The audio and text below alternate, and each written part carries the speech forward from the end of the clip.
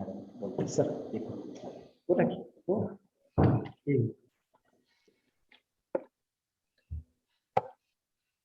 रयत शिक्षण संस्थेचे SM Joshi college Hadapsar आयोजित जागतिक लोकसंख्या दिन समारंभ 11 जुलै हा जागतिक लोकसंख्या दिन म्हणून जगभर साजरा केला जातो। या निमित्ताने लोकसंख्या वाढीमुळे निर्माण होणाऱ्या समस्यांच्याकडे लक्ष वेधले जाते आणि त्यावर विचार मंथनही केले जाते। 11 जुलै 1987 रोजी जगातील 5 अब्जावे बालक युगोस्लाविया या देशामध्ये जन्माला आले आणि यामुळे वाढणाऱ्या लोकसंख्येविषयी जनमानसांच्या मध्ये जागृती निर्माण झाली। अखेर UN ने याची दखल घेऊन 1989 सालापासून हा दिवस जागतिक लोकसंख्या दिन म्हणून घोषित केला। आज आपल्या SM जोशी कॉलेजमध्ये या जागतिक लोकसंख्या दिनासंदर्भात विशेष कार्यक्रमाचे आयोजन करण्यात आले आहे। भूगोल विभाग आणि कॉलेजचा IQAC विभाग यांच्या संयुक्त विद्यमाने हा कार्यक्रम आयोजित करण्यात आला आहे। या कार्यक्रमासाठी आपणास आंतरराष्ट्रीय कीर्तीचे ख्यातनाम अतिथी लाभलेले आहेत। प्रमुख अतिथींच्या स्वरूपात उपस्थित झालेल्या ऑस्ट्रेलिया या देशातील भूगोल तज्ञ सिटी बँकचे उपाध्यक्ष माननीय डॉक्टर अभय देशवंडीकर साहेब यांचे मनापासून महाविद्यालयामार्फत हार्दिक हार्दिक स्वागत। थँक्यू। तसेच कार्यक्रमासाठी अध्यक्ष स्वरूपात लाभलेले सावित्रीबाई फुले पुणे विद्यापीठाच्या अभ्यास मंडळाचे चेअरमन व BJS कॉलेजचे भूगोल विभागाचे विभाग प्रमुख माननीय डॉक्टर ज्योतिराम मोरे साहेब यांचेही मनापासून हार्दिक हार्दिक स्वागत। महाविद्यालयाचे आदरणीय प्राचार्य डॉक्टर CJ खिलारे साहेब यांचेही मनापासून हार्दिक स्वागत। तसेच उपप्राचार्य जरे सर, डोंगरे सर, महाविद्यालयातील सर्व विभाग प्रमुखांचे मनस्वी स्वागत। अर्थात या कार्यक्रमाची सुरुवात आपण प्रस्तावनेने करणार आहोत। कार्यक्रमाची प्रास्ताविक व स्वागत करण्याची विनंती महाविद्यालयाचे प्राचार्य माननीय प्राचार्य डॉक्टर खिलारे साहेब यांना मी विनंती करतो।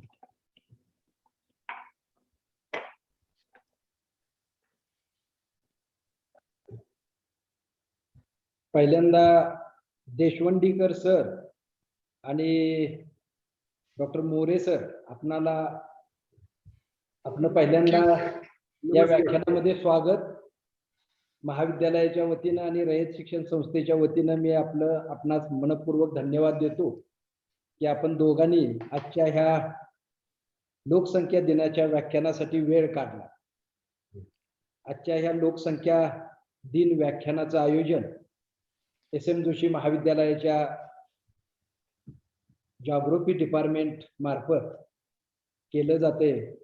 या व्याख्यानासाठी आपण प्रमुख वक्ते म्हणून आम्हाला लाभलात त्याबद्दल पुनश्च एकदा मी आपणाला मनपूर्वक धन्यवाद देतो आणि आपलं या समारंभामध्ये मनपूर्वक स्वागत करतो। खरं तर दोघंही आपण एका चांगल्या विशिष्ट अशा ठिकाणी आणि चांगल्या पदावर काम करत आहात। आजच्या या समारंभाचे सन्माननीय अध्यक्ष माननीय doctor Jyotiram More sir BJS महाविद्यालयामध्ये सध्या कार्यरत आहेत आणि ते बोर्डाचे चेअरमन भूगोल अभ्यास मंडळाचे चेअरमन म्हणून काम करतात। तसंच आजचे प्रमुख वक्ते अभय देशवंडीकर सर हे तर आज भारतामध्ये नाहीत, ऑस्ट्रेलियामध्ये आहेत। आत्ताच त्यांच्याशी बोलत असताना ते म्हणाले तुमच्याकडे दुपार झालेली आहे परंतु आमच्याकडे संध्याकाळ झालेली आहे। अशा दोन विरोधाभास समयी आपण एकत्र भेटतो आहोत। त्याबद्दल खरं तर आपणाला मी मनपूर्वक धन्यवाद दिलेलेच आहे। APJ अब्दुल कलाम हे भारत महासत्ता होण्याचं स्वप्न बघत होते आणि भारताची तर लोकसंख्या जगामध्ये 2 नंबरला आहे। कुठलंही राष्ट्र जर महासत्ता बनवायचं असेल तर त्याचं जे पॉप्युलेशन आहे ते पॉप्युलेशन हे कंट्रोलमध्ये असणं हे फार गरजेचं आहे आणि ती सर्वस्वी जबाबदारी ही नागरिकांची आहे। त्यामुळं लोकसंख्या वाढल्यामुळं अनेक गंभीर अशा समस्यांना सामोरं जावं लागतं। मी डॉक्टर अभय देशवंडीकर सरांना ते भारतात नसल्यामुळं कालचा जो मुंबईमधला जो प्रकार आहे, मुंबईमध्ये दरड कोसळून आज ज्या झोपडपट्ट्या ज्या नामशेष झालेल्या आहेत चिखलामुळं, पाऊसही पडतोय सध्या महाराष्ट्रामध्ये, आणि त्यामुळे जवळजवळ 33 ते 35 लोक, 32 का 33 लोक आजच्या पेपरला त्याची बातमी आहे. कालपासून टीव्हीच्या सगळ्या चॅनेलवर तिथं जी झालेली जी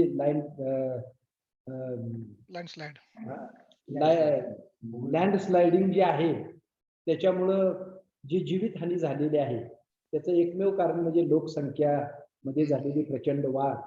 लोकसंख्या वाढीचं कारण एक शहराकडे असणारा लोकांचा ओढा. या सगळ्या गोष्टी बघितल्यानंतर लोकसंख्या ही नियंत्रणात पाहिजे. आपण ज्या ऑस्ट्रेलियामध्ये राहताय तो ऑस्ट्रेलिया कदाचित आमच्या पुणे जिल्ह्या एवढा सुद्धा असेल का नाही अशी शंका आहे. त्यामुळं आज फॉरेन कंट्रीज ज्या आहेत त्या डेव्हलप्ड कंट्रीज आपण म्हणतोय त्याचं एकमेव कारण म्हणजे त्यांच्याकडे लोकसंख्या जी आहे ती आटोक्यात आहे. आपल्याकडे लोकसंख्या म्हणजे चीनच्या नंतर आपलाच देश आहे की ज्याच्यामध्ये लोकसंख्या ही खूप जोरानं वाढते आहे. 136चं 140 कधी झालेलं सुद्धा आपणाला समजणार नाही. त्याच्यामुळे निश्चितपणानं पर्यावरणाचा ऱ्हास होतोय आणि त्याचं संतुलन बिघडलं का ग्लोबल वॉर्मिंग सारख्या काही गोष्टींना आपण सामोरं निश्चित जाण्याचं फार आपल्याकडं कमी कौशल्य आहे असं मला म्हणावं लागेल. लोकसंख्या वाढली का निश्चितच शेतीवरचा भारही वाढणार आहे. त्यामुळं गरिबी आणि श्रीमंती याच्यामधली जी दरी आहे ती दरी निश्चितपणानं वाढताना दिसते आहे. आणि लोकसंख्या आणि विकास याचं नातं खूप जवळच आहे.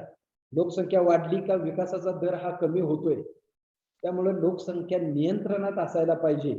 म्हणून प्रत्येक वर्षी आपण 11 जुलै हा दिवस लोकसंख्या दिन वर्ल्ड पॉप्युलेशन डे म्हणून सेलिब्रेट करतो. खरं तर तो डे सेलिब्रेट करत असताना त्याच्यामधून काहीतरी शिकलं पाहिजे. ते शिकण्याचं प्रमाण आपल्याकडे काही जादा आहे असं दिसत नाही. एपीजे अब्दुल कलाम नेहमी म्हणायचे की मानवी शक्ती ही अश्वशक्तीपेक्षा प्रचंड मोठी आहे. आज भारतासारख्या देशाचं आयुर्मान जर आपण किंवा भारतामध्ये असणाऱ्या लोकांचं सर्वसाधारण वय जर आपण बघितलं तर 29 ते 35 इतकं आहे. म्हणजे तरुण, जगामध्ये तरुण असणारा देश म्हणून भारताची गणना ही केली जाते.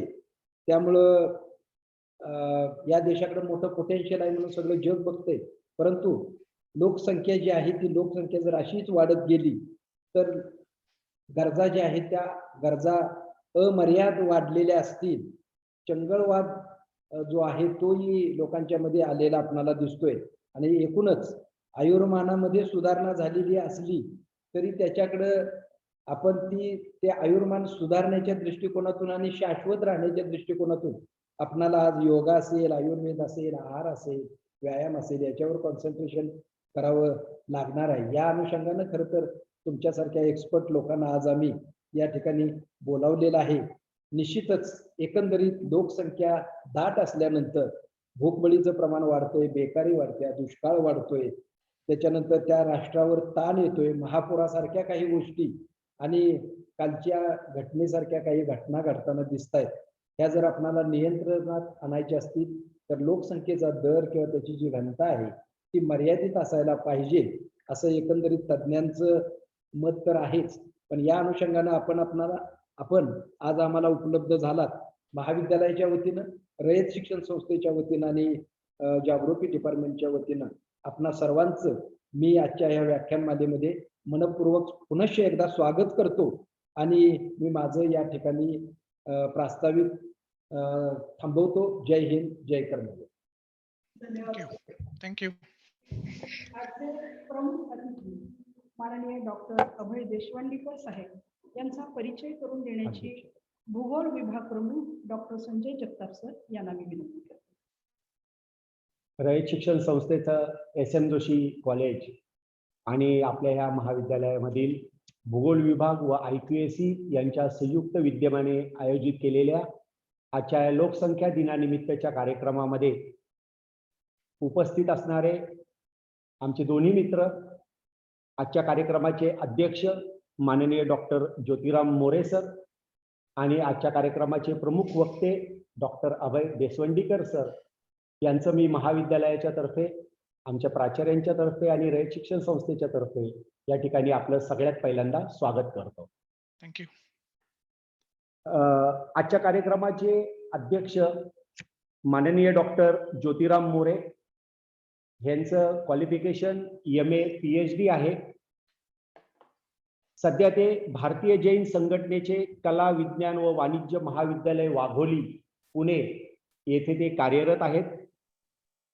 सर रिसर्च गाईड म्हणून शिवाजी युनिव्हर्सिटी कोल्हापूर आणि सावित्रीबाई फुले पुणे युनिव्हर्सिटी या दोन्हीकडे ते रिसर्च गाईड MPhil आणि PhD करता आपल्याला ते असलेले पाहता येतात. त्यांचे 5 PhD चे स्टुडंट आणि 2 MPhil चे स्टुडंट त्यांनी पूर्ण केलेले आहेत आणि 6 PhD आणि 4 MPhil चे विद्यार्थ्यांचं आता काम चालू आहे.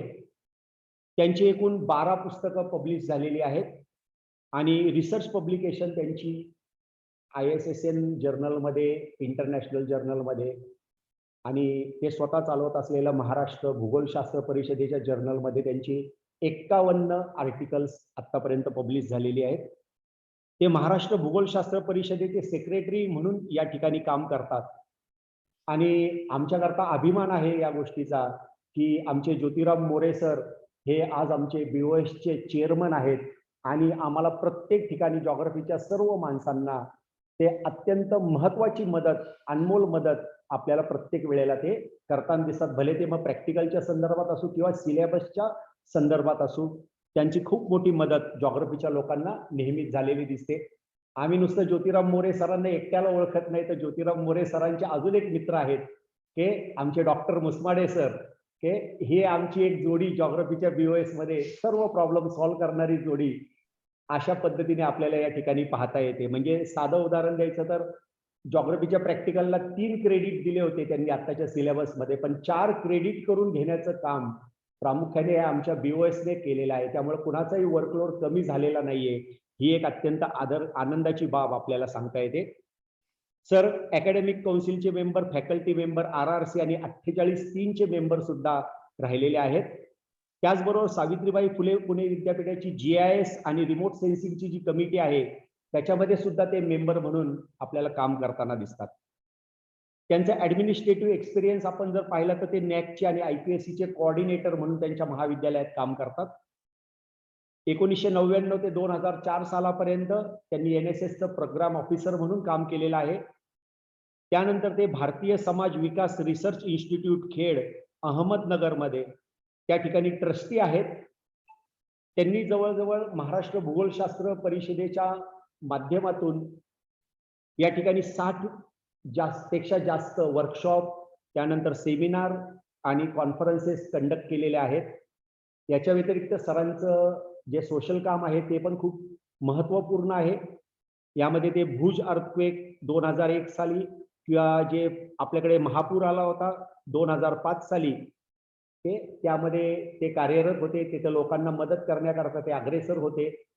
आणि सर्वात वैशिष्ट्यपूर्ण गोष्ट म्हणजे सरांच्या बाबतीमध्ये एकदा आपण रक्त द्यायला घाबरतो, परंतु सरांनी 48 वेळा ब्लड डोनेशन केलेलं आहे. त्याबद्दल सर आपलं मनस्वी आपलं या ठिकाणी मी अभिनंदन करतो तुमचं. त्याचबरोबर सरांना 2017चा Savitribai Phule Pune युनिव्हर्सिटीचा best teacher award हा सुद्धा मिळालेला आहे. असे एक अत्यंत मान्यवर अध्यक्ष आज आपल्या कार्यक्रमाला मिळालेले आहेत. सर आपलं महाविद्यालयाच्या तर्फे, संस्थेच्या तर्फे आणि जॉग्रफी डिपार्टमेंटच्या तर्फे आपलं सहर्ष स्वागत सर. आजच्या आपल्या या कार्यक्रमाचे प्रमुख वक्ते डॉक्टर अभय देशवंडीकर सर यांचं क्वालिफिकेशन आहे MSc PhD. 1993 साली ते PhD झालेले आहेत. मगाशी जो विषय चालला होता कार्लेकर सर आणि सप्तर्षी सरांचा, तर एका बाजूला आमच्या डाव्या बाजूला सप्तर्षी सरांचे विद्यार्थी PhD चे आणि उजव्या बाजूला कार्लेकर सरांचे विद्यार्थी PhD चे बसलेले आहेत. हे कार्लेकर सरांच्या मार्गदर्शनाखाली कोस्टल जिओमॉर्फॉलॉजी जो आमचा विषय आहे, माझा सरांचा एकच विषय आहे, तर कोस्टल जिओमॉर्फॉलॉजी या विषयात त्यांनी PhD केलेली आहे. आणि त्यांचा विषय जो होता हा sea level changes in last 10,000 years, म्हणजे समुद्राच्या पाण्याच्या पातळीमध्ये गेल्या 10,000 वर्षात कशा पद्धतीचा चेंज झालेला आहे, हा सरांच्या अभ्यासाचा एक प्रमुख विषय PhD मध्ये आपल्याला पाहायला मिळत होता. आता सरांनी जरा थोडं फील्ड चेंज केल्यामुळं एक थोडी माहिती मी सांगू शकतो की सरांचे 13 रिसर्च पेपर पब्लिश आहेत नॅशनल आणि इंटरनॅशनल जर्नलमध्ये. ते सरांना बेस्ट रिसर्च पेपर अवॉर्ड पण मिळालेला आहे. 1990 ते 2000 सालापर्यंत सरांनी Rajgurunagar college, modern college, SNDT आणि फर्ग्युसन कॉलेज येथे काम केलेलं आहे.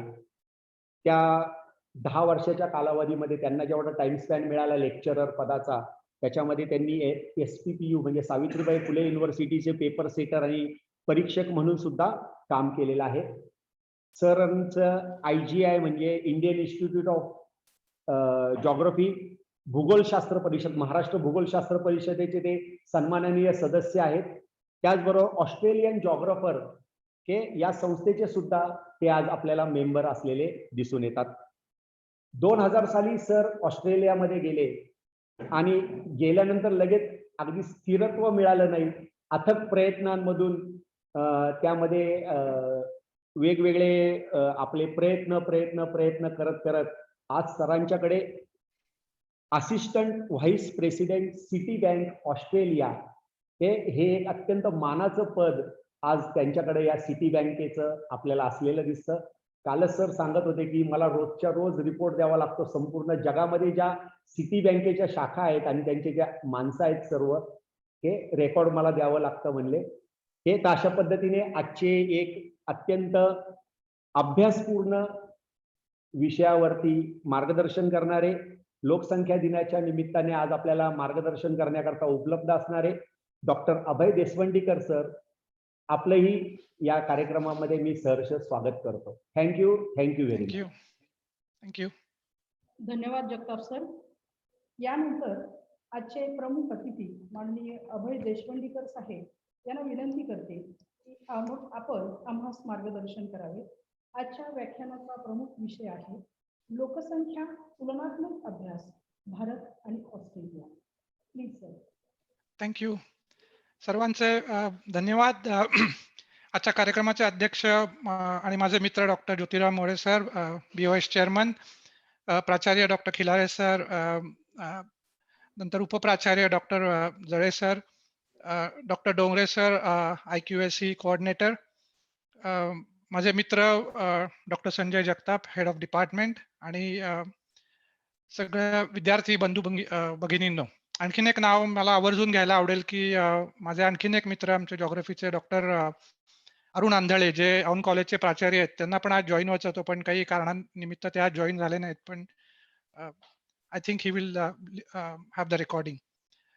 तर सुरुवातीला आजच्या कार्यक्रमाला सुरुवात करायची म्हणजे विषयाला सुरुवात करण्यापूर्वी काही गोष्टी सांगतो की 21 वर्षानंतर मी हे लेक्चर देतोय.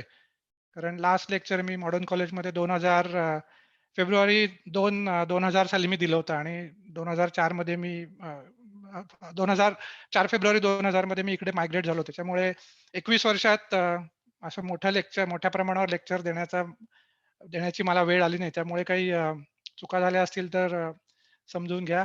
बरेचसे मुद्दे माझे मी इंग्लिशमध्ये मांडलेले आहेत, म्हणजे इंग्लिशमध्ये लिहिलेत, पण मी दोन्ही इंग्लिश मराठी दोन्ही याच्यात मी बोलणार आहे. कारण मला एक आठवडा पूर्ण अभ्यास करावा लागला. जेव्हा मित्रांनी आमच्या सांगितलं की लेक्चर द्यायचं, त्यामुळे एक आठवडाभर मी आधी अभ्यास केला. कारण जॉग्रफीचा तसा माझा आता गेल्या 21 वर्षात फारसा संबंध नाही, पण it was a good challenge for me. त्यामुळे मी आव्हान स्वीकारलं आणि मी म्हटलं ठीक आहे, मी आय डिलिव्हर अ लेक्चर. आता मोस्टली याच्यामध्ये मी पॉप्युलेशन वरती बोलताना मी जास्ती काही थेरी बद्दल काहीच बोलणार नाही, कारण हे तुम्ही सगळे तुमच्या अभ्यासक्रमामध्ये शिकता. तर I give you the practical examples. आणि मी mostly I be talking about the Australian population आणि इथले त्याला अनुषंगून तुम्हाला आमची डे टू डे आम्ही जी उदाहरणं बघतो ती उदाहरणं तुम्हाला मी द्यायचा प्रयत्न करतो की ज्याच्याकडून तुम्हाला ती समर्पक वाटतील. कारण भारतातली उदाहरणं ही तुम्हाला सगळ्यांना माहिती आहेत, त्यामुळे मी काही वेगळं त्याच्यावर सांगायची जरूर नाही. तर हे असं आपण कार्यक्रमाचं स्वरूप ठेवू आणि शेवटी you are most welcome to ask the questions. आणि जस्ट एक रिक्वेस्ट सगळ्यांना की जे लोक बोलणार नाहीयेत त्यांनी can you please put your mic on mute, म्हणजे आपल्याला सगळ्यांना ऐकता येईल, म्हणजे इको एकमेकांना येणार नाही. So thank you. तर आता आपण विषयाला सुरुवात करूया की जागतिक लोकसंख्या दिन हा गेल्या 11 जुलैला साजरा करण्यात आला आणि नाव we are talking about that. तर आता हा जो पॉप्युलेशन डे आहे, हा आपण साजरा कशासाठी करतो? त्याची आपल्याला पहिली पार्श्वभूमी जाणून घेऊया. The World Population Day is celebrated on the 11th of July, as we knew. World Population Day aims at focusing people's attention towards population issues and how it affects overall growth and development plans and programs. The day is meant to focus attention on urgency and importance of population issues. तर हा फार महत्वाचा मुद्दा आहे, की आपण एखादा दिवस आपण साजरा करतो, तर त्याच्यामागे मोटिव्हेशन काय असतं? तर मोटिव्हेशन आहे, की लोकसंख्या दिन हा लोकसंख्येशी निगडीत आहे आणि त्याच्यामुळे आपल्याला लोकांचं लक्ष हे लोकसंख्येविषयीचे जे इश्यू आहेत, जे प्रॉब्लेम्स आहेत, त्याच्याकडे वळवण्यासाठी किंवा लोकांना ते कळावेत म्हणून आपण वर्ल्ड पॉप्युलेशन डे हा साजरा करतो. तर आता हा दिवस साधारणपणे जगामध्ये 200 देशांमध्ये साजरा केला जातो आणि बेसिकली आणखीन एक ह्याच्यात महत्वाचा मुद्दा आहे, की it brings the awareness to people about each one's contribution and responsibility to the population. म्हणजे लोकांना आपली लोकांना आपली जबाबदारी कळावी लोकसंख्येप्रती, याच्यासाठी या दिवसाचं आयोजन केलेलं असतं आणि याच्यातून लोकांना उद्बोधन करता येतं. तर आता जेव्हा तुम्ही पॉप्युलेशनचा अभ्यास करता, त्यावेळेला 2 गोष्टी किंवा 2 मुद्दे हे फार महत्त्वाचे असतात आणि पहिला मुद्दा आहे, की क्वालिटी ऑफ द पॉप्युलेशन आणि दुसरा क्वांटिटी ऑफ द पॉप्युलेशन. कारण हे दोन्ही मुद्दे हातात हात घालून आपल्याला लोकसंख्येच्या अभ्यासासाठी उपयुक्त ठरतात. तर सुरुवातीला आपण क्वांटिटी ऑफ द पॉप्युलेशन बघूया आणि मग त्याच्यानंतर आणि मी तुम्हाला त्याच्या अनुषंगाने काही उदाहरणं देत राहीन. तर साइज ऑफ द पॉप्युलेशन हा फार महत्वाचा मुद्दा आहे, की size of the population has a major impact on its development and operations. The bigger the country's population, the more difficult is to develop at a quicker rate. हे जगन्मान्य सत्य आहे. म्हणजे जेवढी तुमच्या जगाची लोकसंख्या कमी आहे, तेवढं तुमचा देश लवकर प्रगत होऊ शकतो. जसं प्राचार्य सरांनी सांगितलं, की ऑस्ट्रेलियाच्या लोकसंख्येमध्ये लोकसंख्या कमी आहे, त्याच्यामुळे it has become the first world country. So that is the classic example. तर आता the greatest threat that growing population causes is a quick depletion of natural resources and the threat that is poses to the sustainability. तर हा फार महत्वाचा मुद्दा आहे, की लोकसंख्या वाढीचे दुष्परिणाम. तर हे नॅचरल रिसोर्सेस चं डिप्लिशन हे केव्हापासून सुरू झालं? तर जेव्हा माणसाची प्रगती सुरू झाली, त्या काळापासून नॅचरल रिसोर्सेसचं डिप्लिशन सुरू झालं. म्हणजे ते हळू कमी होत गेले.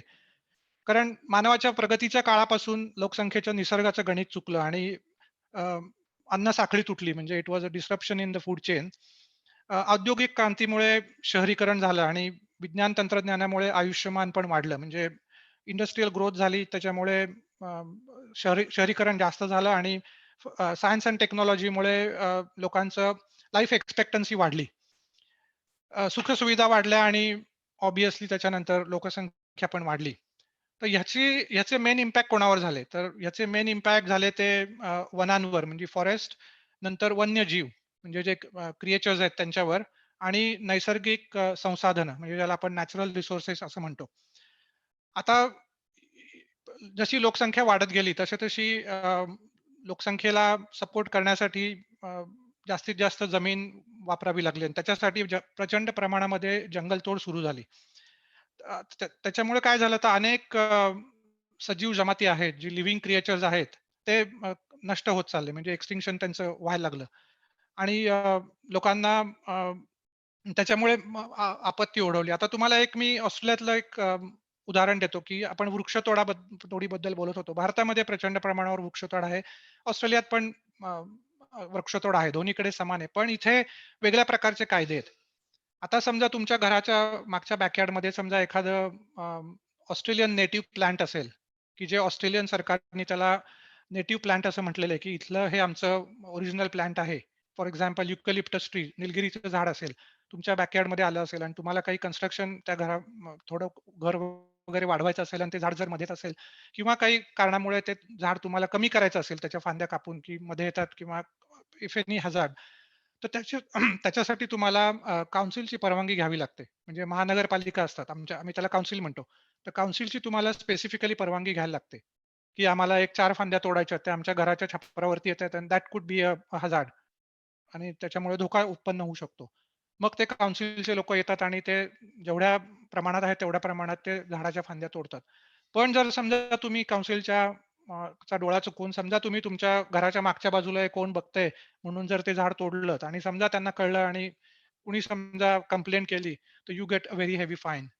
तर त्यामुळे ऑस्ट्रेलियन गव्हर्नमेंट किंवा ह्या काउन्सिल्स असतात, या नेटिव्ह प्लांट्सला त्याच्या कॉन्झर्वेशनसाठी खूप मोठा प्रयत्न करतात आणि हे हे एक उदाहरण मला आता द्यावंसं वाटलं, की जेव्हा आपण वृक्षतोड म्हणतो त्यावेळेला अ, सगळीच झाडं तुम्हाला तोडून चालत नाही. जी प्रेशियस झाडं आहेत, की जी नेटिव्हज आम्ही त्याला म्हणतो किंवा फॉर एक्झाम्पल बँक्सिया नावाचं झाड आहे किंवा अगोनिस नावाचं झाड आहे. मला त्याची मराठी नावं माहीत नाहीत, पण दीज आर द स्पिसीज किंवा ही जी हे आहेत, ही नेटिव्ह स्पिसीज म्हणून ऑस्ट्रेलियन गव्हर्नमेंटने डिक्लेअर केलेली आहेत, की you can't destroy those trees. तर हा याच्यातला महत्वाचा मुद्दा आहे. आता दुसरा मुद्दा असा आहे, की विज्ञान आणि संशोधनामुळे म्हणजे सायन्स आणि टेक्नॉलॉजीमुळे काय झालं तर आता कामगार आणि रोजगार कमी झाला. आणि त्याच्यामुळे काय झालं तर बेरोजगारी वाढली and this became a big big issue. तर लोकसंख्या चं नियंत्रण करण्यासाठी जर आपण त्वरित पावलं उचलली नाही, तर भावी काळात हे संकट खूप मोठं होईल, पण टळणार नाही. तर आता ह्याच्यासाठी तुम्हाला उदाहरणं देतो, की तंत्रज्ञान विकासामुळे काही लोकांना फायदा झाला. म्हणजे आपण always we are looking for the benefits of technology, advance technology. पण आपण दुसऱ्या बाजूला याचा विचार करायला पाहिजे, की जसं-जसं तुम्ही टेक्नॉलॉजी तुमची एडव्हान्स होईल, तसे-तसे तुम्ही you are losing the human resources. तर हा फार ह्याच्यात महत्त्वाचा मुद्दा आहे, की नवनवीन तंत्रज्ञानाच्या विकासामुळे यंत्रांनी माणसांची जागा घेतली. फॉर एक्झाम्पल खाणकामाचं उदाहरण घेऊया मायनिंगमध्ये. मायनिंगमध्ये एक मशीन आता 100 लोकांचं काम करतं. म्हणजे काय झालं तर 100 लोकं बेरोजगार झाले. दुसरी आणखीन एक गोष्ट आहे, की क्लासिक एक्झाम्पल देतो. आणखीन एक आपल्या अगदी जवळचं उदाहरण म्हणजे अ, अ, पत्रव्यवहार. आता मला नाही वाटत, की कुणी भारतामध्ये पत्रव्यवहार करतात. आपण एकमेकाला आंतरराष्ट्रीय आंतरराष्ट्रीय सॉरी इनलँड आपण आंतरदेशीय पत्र किंवा पोस्टकार्ड ही मला वाटतं आता आपल्याकडे बंदच झाली असेल. कारण आपण आता कोणाला पत्रही लिहीत नाही आणि कोणाला पोस्ट करत नाही. तर त्यामुळे काय झालं, की त्याच्यामुळे ऑब्व्हियसली पोस्टामधल्या काही लोकांचे जॉब गेले. आणखीन एक महत्त्वाचा छोटासा मुद्दा आहे, पण इट अफेक्ट्स, की टेलिग्राम. आता पूर्वी म्हणजे जे सीनियर लोकं असतील त्यांना टेलिग्रामचं महत्त्व माहिती असेल, की Telegram has got like emotional attachment, की टेलिग्राम पाठवताना तुम्ही पोस्टात जायचा आणि मग एखादं वाक्य लिहून ते वाक्य तो तिथे तारमास्तर आपण ज्याला म्हणायचो, टेलिग्राम ऑफिसर होता, तो ट्रान्समिट करायचा आणि मग दुसऱ्या माणसाला ते पत्र मिळायचं आणि त्याच्यामध्ये ऑब्व्हियसली टेलिग्राम्स हे आनंदी गोष्टीचे आणि दुःखद गोष्टींचे दोन्ही यायचे. पण that's why I am saying it was attach to the human emotions. पण आता काय झालं, की टेलिग्रामची आपल्याला जरूर नाही, कारण आपल्याकडे मोबाईल आले आणि मोबाईलवरनं सहज तुम्ही एस-एम-एस पाठवून दुसऱ्याला तुमचा मेसेज पाठवू शकता. त्यामुळे टेलिग्राम्स मध्ये काम करणाऱ्या लोकांचं काम गेलं. तर अशामुळे हळू-हळू लोकांची संख्या कमी झाली.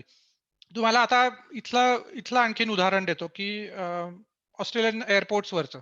म्हणजे फॉर एक्झाम्पल सिडनी एअरपोर्टचं तुम्हाला मी उदाहरण देतो. आता काही वर्षापूर्वी म्हणजे गेल्या 2 किंवा 3 वर्षापूर्वी अ, ऑस्ट्रेलियन म्हणजे जेव्हा तुम्ही सिडनी एअरपोर्टवर उतरायचं त्यावेळेला आम्ही उतरायचो त्यावेळेला अराउंड 25 तिथे डेस्क होती, की जे आमचे पासपोर्ट चेक करायचे आणि व्हेरिफाय करायचे, की हाच माणूस बरोबर आहे की नाही आणि सगळं व्हिसा डॉक्युमेंट्स वगैरे बघायचे.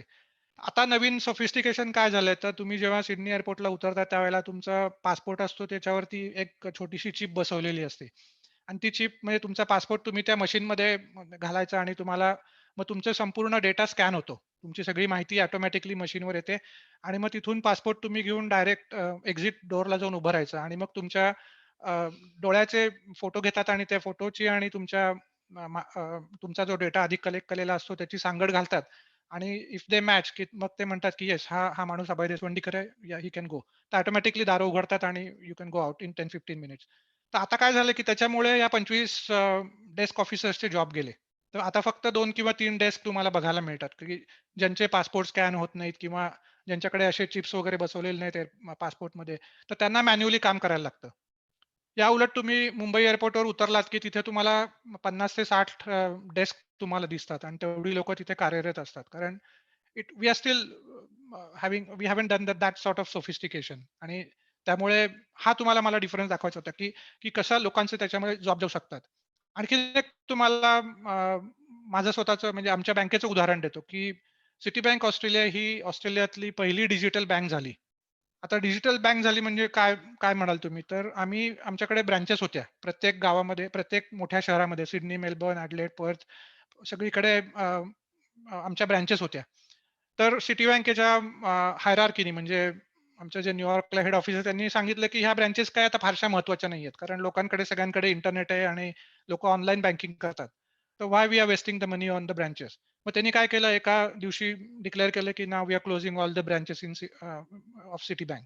तर त्यामुळे आता सिटी बँक ही कॅशलेस झाली आणि ब्रांचलेस झाली. म्हणजे आमच्या कुठेही ब्रांचेस नाहीयेत आणि देअर इस नो कॅश. त्यामुळे तुम्हाला असं त्यामुळे आता त्याला डिजिटल बँकिंग म्हणतात किंवा आम्ही त्याला डायरेक्ट बँकिंग असं म्हणतो. आणि मग तरी लोकांनी तक्रार केली, की मग आम्हाला समजा पैसे काढायचे आहेत, ते म्हटले, "ठीक आहे, you can go to ATM." पण आम्हाला पैसे भरायचे आहेत, तर आम्ही कसे भरणार? फॉर एक्झाम्पल क्रेडिट कार्डचे पैसे आम्हाला भरायचे आहेत. मग तुमच्या ब्रांचेस नाहीत, तर आम्ही भरणार कसे? तर मग त्यांनी काय केलं, की post office is a first point of contact. कारण ऑस्ट्रेलियामध्ये पोस्ट ऑफिसचं जाळं खूप मोठं आहे. तर मग सिटी बँकेने काय स्ट्रॅटेजी केली, की आम्ही पोस्ट ऑफिस हे आम्ही आमचं पेमेंट एक्सेप्टन्स किंवा डिपॉझिट म्हणून आम्ही वापरू आणि मग त्यांना ते थोडासा $2 काय काय असेल तो चार्ज देतात per transaction and that's how they save the money on the branches. पण त्याच्यामुळे काय झालं, ब्रांचमध्ये काम करणारी ॲट 4-5 लोकं काम करायची प्रत्येक ब्रांचेसमध्ये, ती सगळी लोकं बेकार झाली. So that's how the automation has got the diverse impact on the population. असे हळू-हळू लोकं बेकार होत गेले. तर ही 2 एक्झाम्पल आहेत. नंतर आता आणखीन एक इंटरेस्टिंग फॅक्ट जे लोकसंख्येचा अभ्यास करतात, ते असे म्हणतात, की दरवर्षी 6 कोटींच्या वर मुलं जन्मतात आणि त्यातले 2 कोटी बालकं मृत्यू पावतात. म्हणजेच काय तर जागतिक लोकसंख्येमध्ये दरवर्षी साधारण 4 कोटी लोकसंख्येची भर पडते. आता हे सगळे आपण निगेटिव्ह इम्पॅक्ट बघितले. पण आता पॉप्युलेशनचा ही जी थ्रेट होती त्याच्या अगेन्स्ट पण आपण बघितलं तर त्याचे फायदे बघितले तर world population day should also be looked at as an opportunity to celebrate the spirit of brotherhood. On this day you must realise the responsibility you have towards one another. I mean this is a classic example. म्हणजे हा एक फार मोठा विचार आहे की spirit of brotherhood. तर आता अगदी आपल्या डे टू डे एक्झाम्पल म्हणजे कोरोना व्हायरसचं आहे. त्याच्यात आपण बरीच मानवतेची उदाहरण बघितली आणि प्लाझ्मा डोनेशन हा जो आपल्याकडे प्रकार आहे भारतामध्ये, हा फार महत्त्वाचा प्रकार आहे, की ज्याच्यामुळे अनेकांचे जीव वाचले. ऑस्ट्रेलियामध्ये तो प्लाझ्मा डोनेशन हा इथे आलेला नाही. कारण अ, मानाने भारताच्या मानाने इथे फार कमी व्हायरसचं प्रमाण आहे. त्याच्यामुळे त्याची गरज वाटत नाही. पण that is one of the fact, की आपण जे मी म्हटलं वाक्य, की स्पिरिट ऑफ ब्रदरहूड. तर हे फार ह्याच्यामध्ये महत्त्वाचं आहे किंवा कुठेही नैसर्गिक आपत्ती आली, की the whole nation when the crisis come in the whole nation stands together. हा हा फार महत्त्वाचा मुद्दा यावेळेला आपण पॉप्युलेशन डेच्या निमित्ताने आपण लोकांना सांगतो, की कुठेही कलॅमिटीज आल्या, नॅचरल कलॅमिटीज आल्या, की the whole nation stands together. So that is one of the important thing. आणि जसं प्राचार्यांनी सांगितलं आता, की मुंबईमध्ये आता सध्या हाहाकार उडाला आणि मी सुद्धा मी आज सकाळ वाचत होतो त्यावेळेला मी एक बातमी वाचली, की मुंबईजवळ काल कुठेतरी एक धबधब्यापाशी बरीचशी मंडळी अडकली होती. अराउंड कुठला आता मला माहीत नाही खारघर का कुठेतरी एक धबधबा आहे तिथे. तर अराउंड 350 लोकं तिथे अडकली होती, की त्यांना लक्षात नाही आलं, की पाण्याचा फोर्स वाढला they were on the other side of the waterfall आणि मग शेवटी दिस इज अन एक्झाम्पल, की how people help each other. म्हणजे म्हणून मी म्हटलं, की स्पिरिट ऑफ ब्रदरहूड जे म्हणतात, ते पण आपण अप्रिशिएट करायला पाहिजे पॉप्युलेशन डेच्या निमित्ताने. तर असं जसं मगाशी सांगितलं, की हा पॉप्युलेशन डे कोणी चालू केला, तर governing council of United Nations ही जी सर्वोच्च संस्था आहे, त्यांनी 1989 मध्ये हा हा दिवस सुरू केला. तर ह्या दिवसाची गरज का पडली? तर मग लोकांनी थोडासा अभ्यास करायला सुरुवात केली आणि ते म्हणतात, की it took hundreds and thousands years for the world population to grow 1 billion.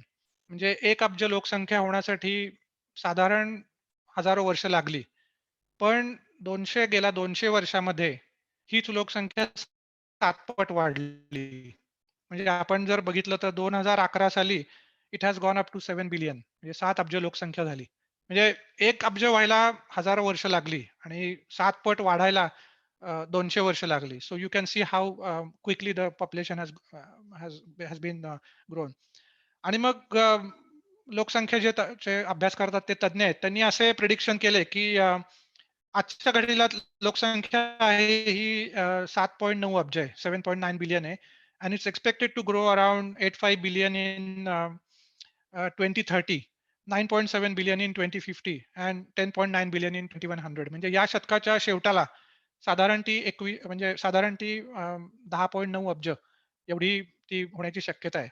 आणि मग असा विचार येतो की एक क्युरियस असा विचार येतो मनात की ही पृथ्वी किती किती लोकसंख्येला सामावू शकते. How many people can live on this earth. हा एक मग विचार मनामध्ये आला. तेव्हा मग बऱ्याच शास्त्रज्ञांनी याच्यावर काम केलं आणि मग त्यांनी असं मत मांडलं की earth has a maximum capacity of carrying 9 billion to 10 billion people. म्हणजे पृथ्वीची कॅपॅसिटी हे 9 ते 10 अब्ज लोकांना सामावून घेण्याची आहे. And the current population is 7.9 billion. म्हणजे तुम्ही बघा की आपण किती जवळ चाललो आहोत. आणि फॉर एक्झाम्पल 2100 म्हणजे या शतकाच्या शेवटाला जसं मी म्हटलं तसं almost we are close to 11 billion. म्हणजे पूर्ण पृथ्वीची सस्टेनेबिलिटी आहे पॉप्युलेशन होल्ड करायची. तो कॅरिंग कॅपॅसिटी आपण ज्याला म्हणतो, जशी प्रत्येक बसची कॅरिंग कॅपॅसिटी असते तशी पृथ्वीचे पण कॅरिंग कॅपॅसिटी त्यांनी सांगितली आहे की ती इट्स अराउंड 11 बिलियन. तर we will be reaching to that point by end of this decade, end of this century, sorry. तर आता ह्याच्यामध्ये महत्वाच्या 10 कंट्रीज कोणत्या आहेत? तर ऑब्विसली पहिली कंट्री आहे चायना, दुसरी India, then United States, Indonesia, Pakistan, Brazil, Nigeria, Bangladesh, Russia आणि मेक्सिको. आता या सगळ्या देशांवर तुम्ही नजर टाकली तर त्या 3 प्रकारच्या कॅटेगरीजमध्ये या कंट्रीज डिवायडेड म्हणजे अशा विभागल्या गेल्या आहेत. पहिला आहे की जे are develop countries which is America, then developing countries which is India, आणि हे बाकीची ज्या कंट्रीज आहेत they are under develop countries. तर हा एक तौलनिक अभ्यास लोकांनी केला की कुठल्या कुठल्या कंट्रीजमध्ये कॅटेगरीजमध्ये या कंट्रीज डिवाइड केल्या. First and highest population countries. त्याच्यानंतर जेव्हा तुम्ही पॉप्युलेशनचा विचार करता त्यावेळेला फर्टिलिटी रेट हा प्रामुख्याने चर्चावा लागतो, because that is one of the factor which helps in population growing. तर in the recent past has seen enormous changes in fertility rates and life expectancy. आता एक्झाम्पल द्यायचं झालं तर in early 70s women had average 4 children each, and by 2015 the total fertility of the world has fallen down to below 2 children per woman. Meanwhile, average global lifespans have risen from 64.6 years in early 90s to 72.6 years in 2019. आता हे 2 महत्वाचे मुद्दे आहेत, म्हणजे fertility जननदर आणि सरासरी आयुष्यमान. हे मुद्दे महत्वाचे असतात जेव्हा तुम्ही पॉप्युलेशन चा अभ्यास करता. तर आता पहिल्या मुद्द्यामध्ये when you say about in 1970s fertility rate was very high, की जसं मी म्हटलं तरी 4 चिल्ड्रन पर वुमन तसा होता. But in the recent years it has gone down to 2. त्याचं कारण काय? तर one of the reason is people awareness, की लोकांना लोकसंख्येच्या वाढीचे दुष्परिणाम समजायला लागले. तर हे का समजायला लागले? तर आपण हे असे पॉप्युलेशन डे साजरे करतो, लोकसंख्या दिन साजरे करतो, ज्याच्यामुळे लोकांमध्ये जनजागृती निर्माण होते. Because it becomes a world headline. मी जसं म्हटलं तसं 200 देशांमध्ये हे पॉप्युलेशन डे साजरा होतो. त्यामुळे this has been celebrated on a wide scale, आणि त्यामुळे खूप मोठ्या लोकसंख्येला याचे दुष्परिणाम कळायला मदत होते. आणि दुसरी गोष्ट म्हणजे जागतिक आयुर्मान वाढलं. तर first thing is obviously the medical facilities. म्हणजे मेडिकल फॅसिलिटीजमध्ये जेवढ्या सुधारणा झाल्या त्याच्यामुळे जागतिक आयुष्यमान हे वाढलं. आणि त्याचा पुढचा मुद्दा आहे की in addition the world is seeing high level of urbanisation and accelerating migration.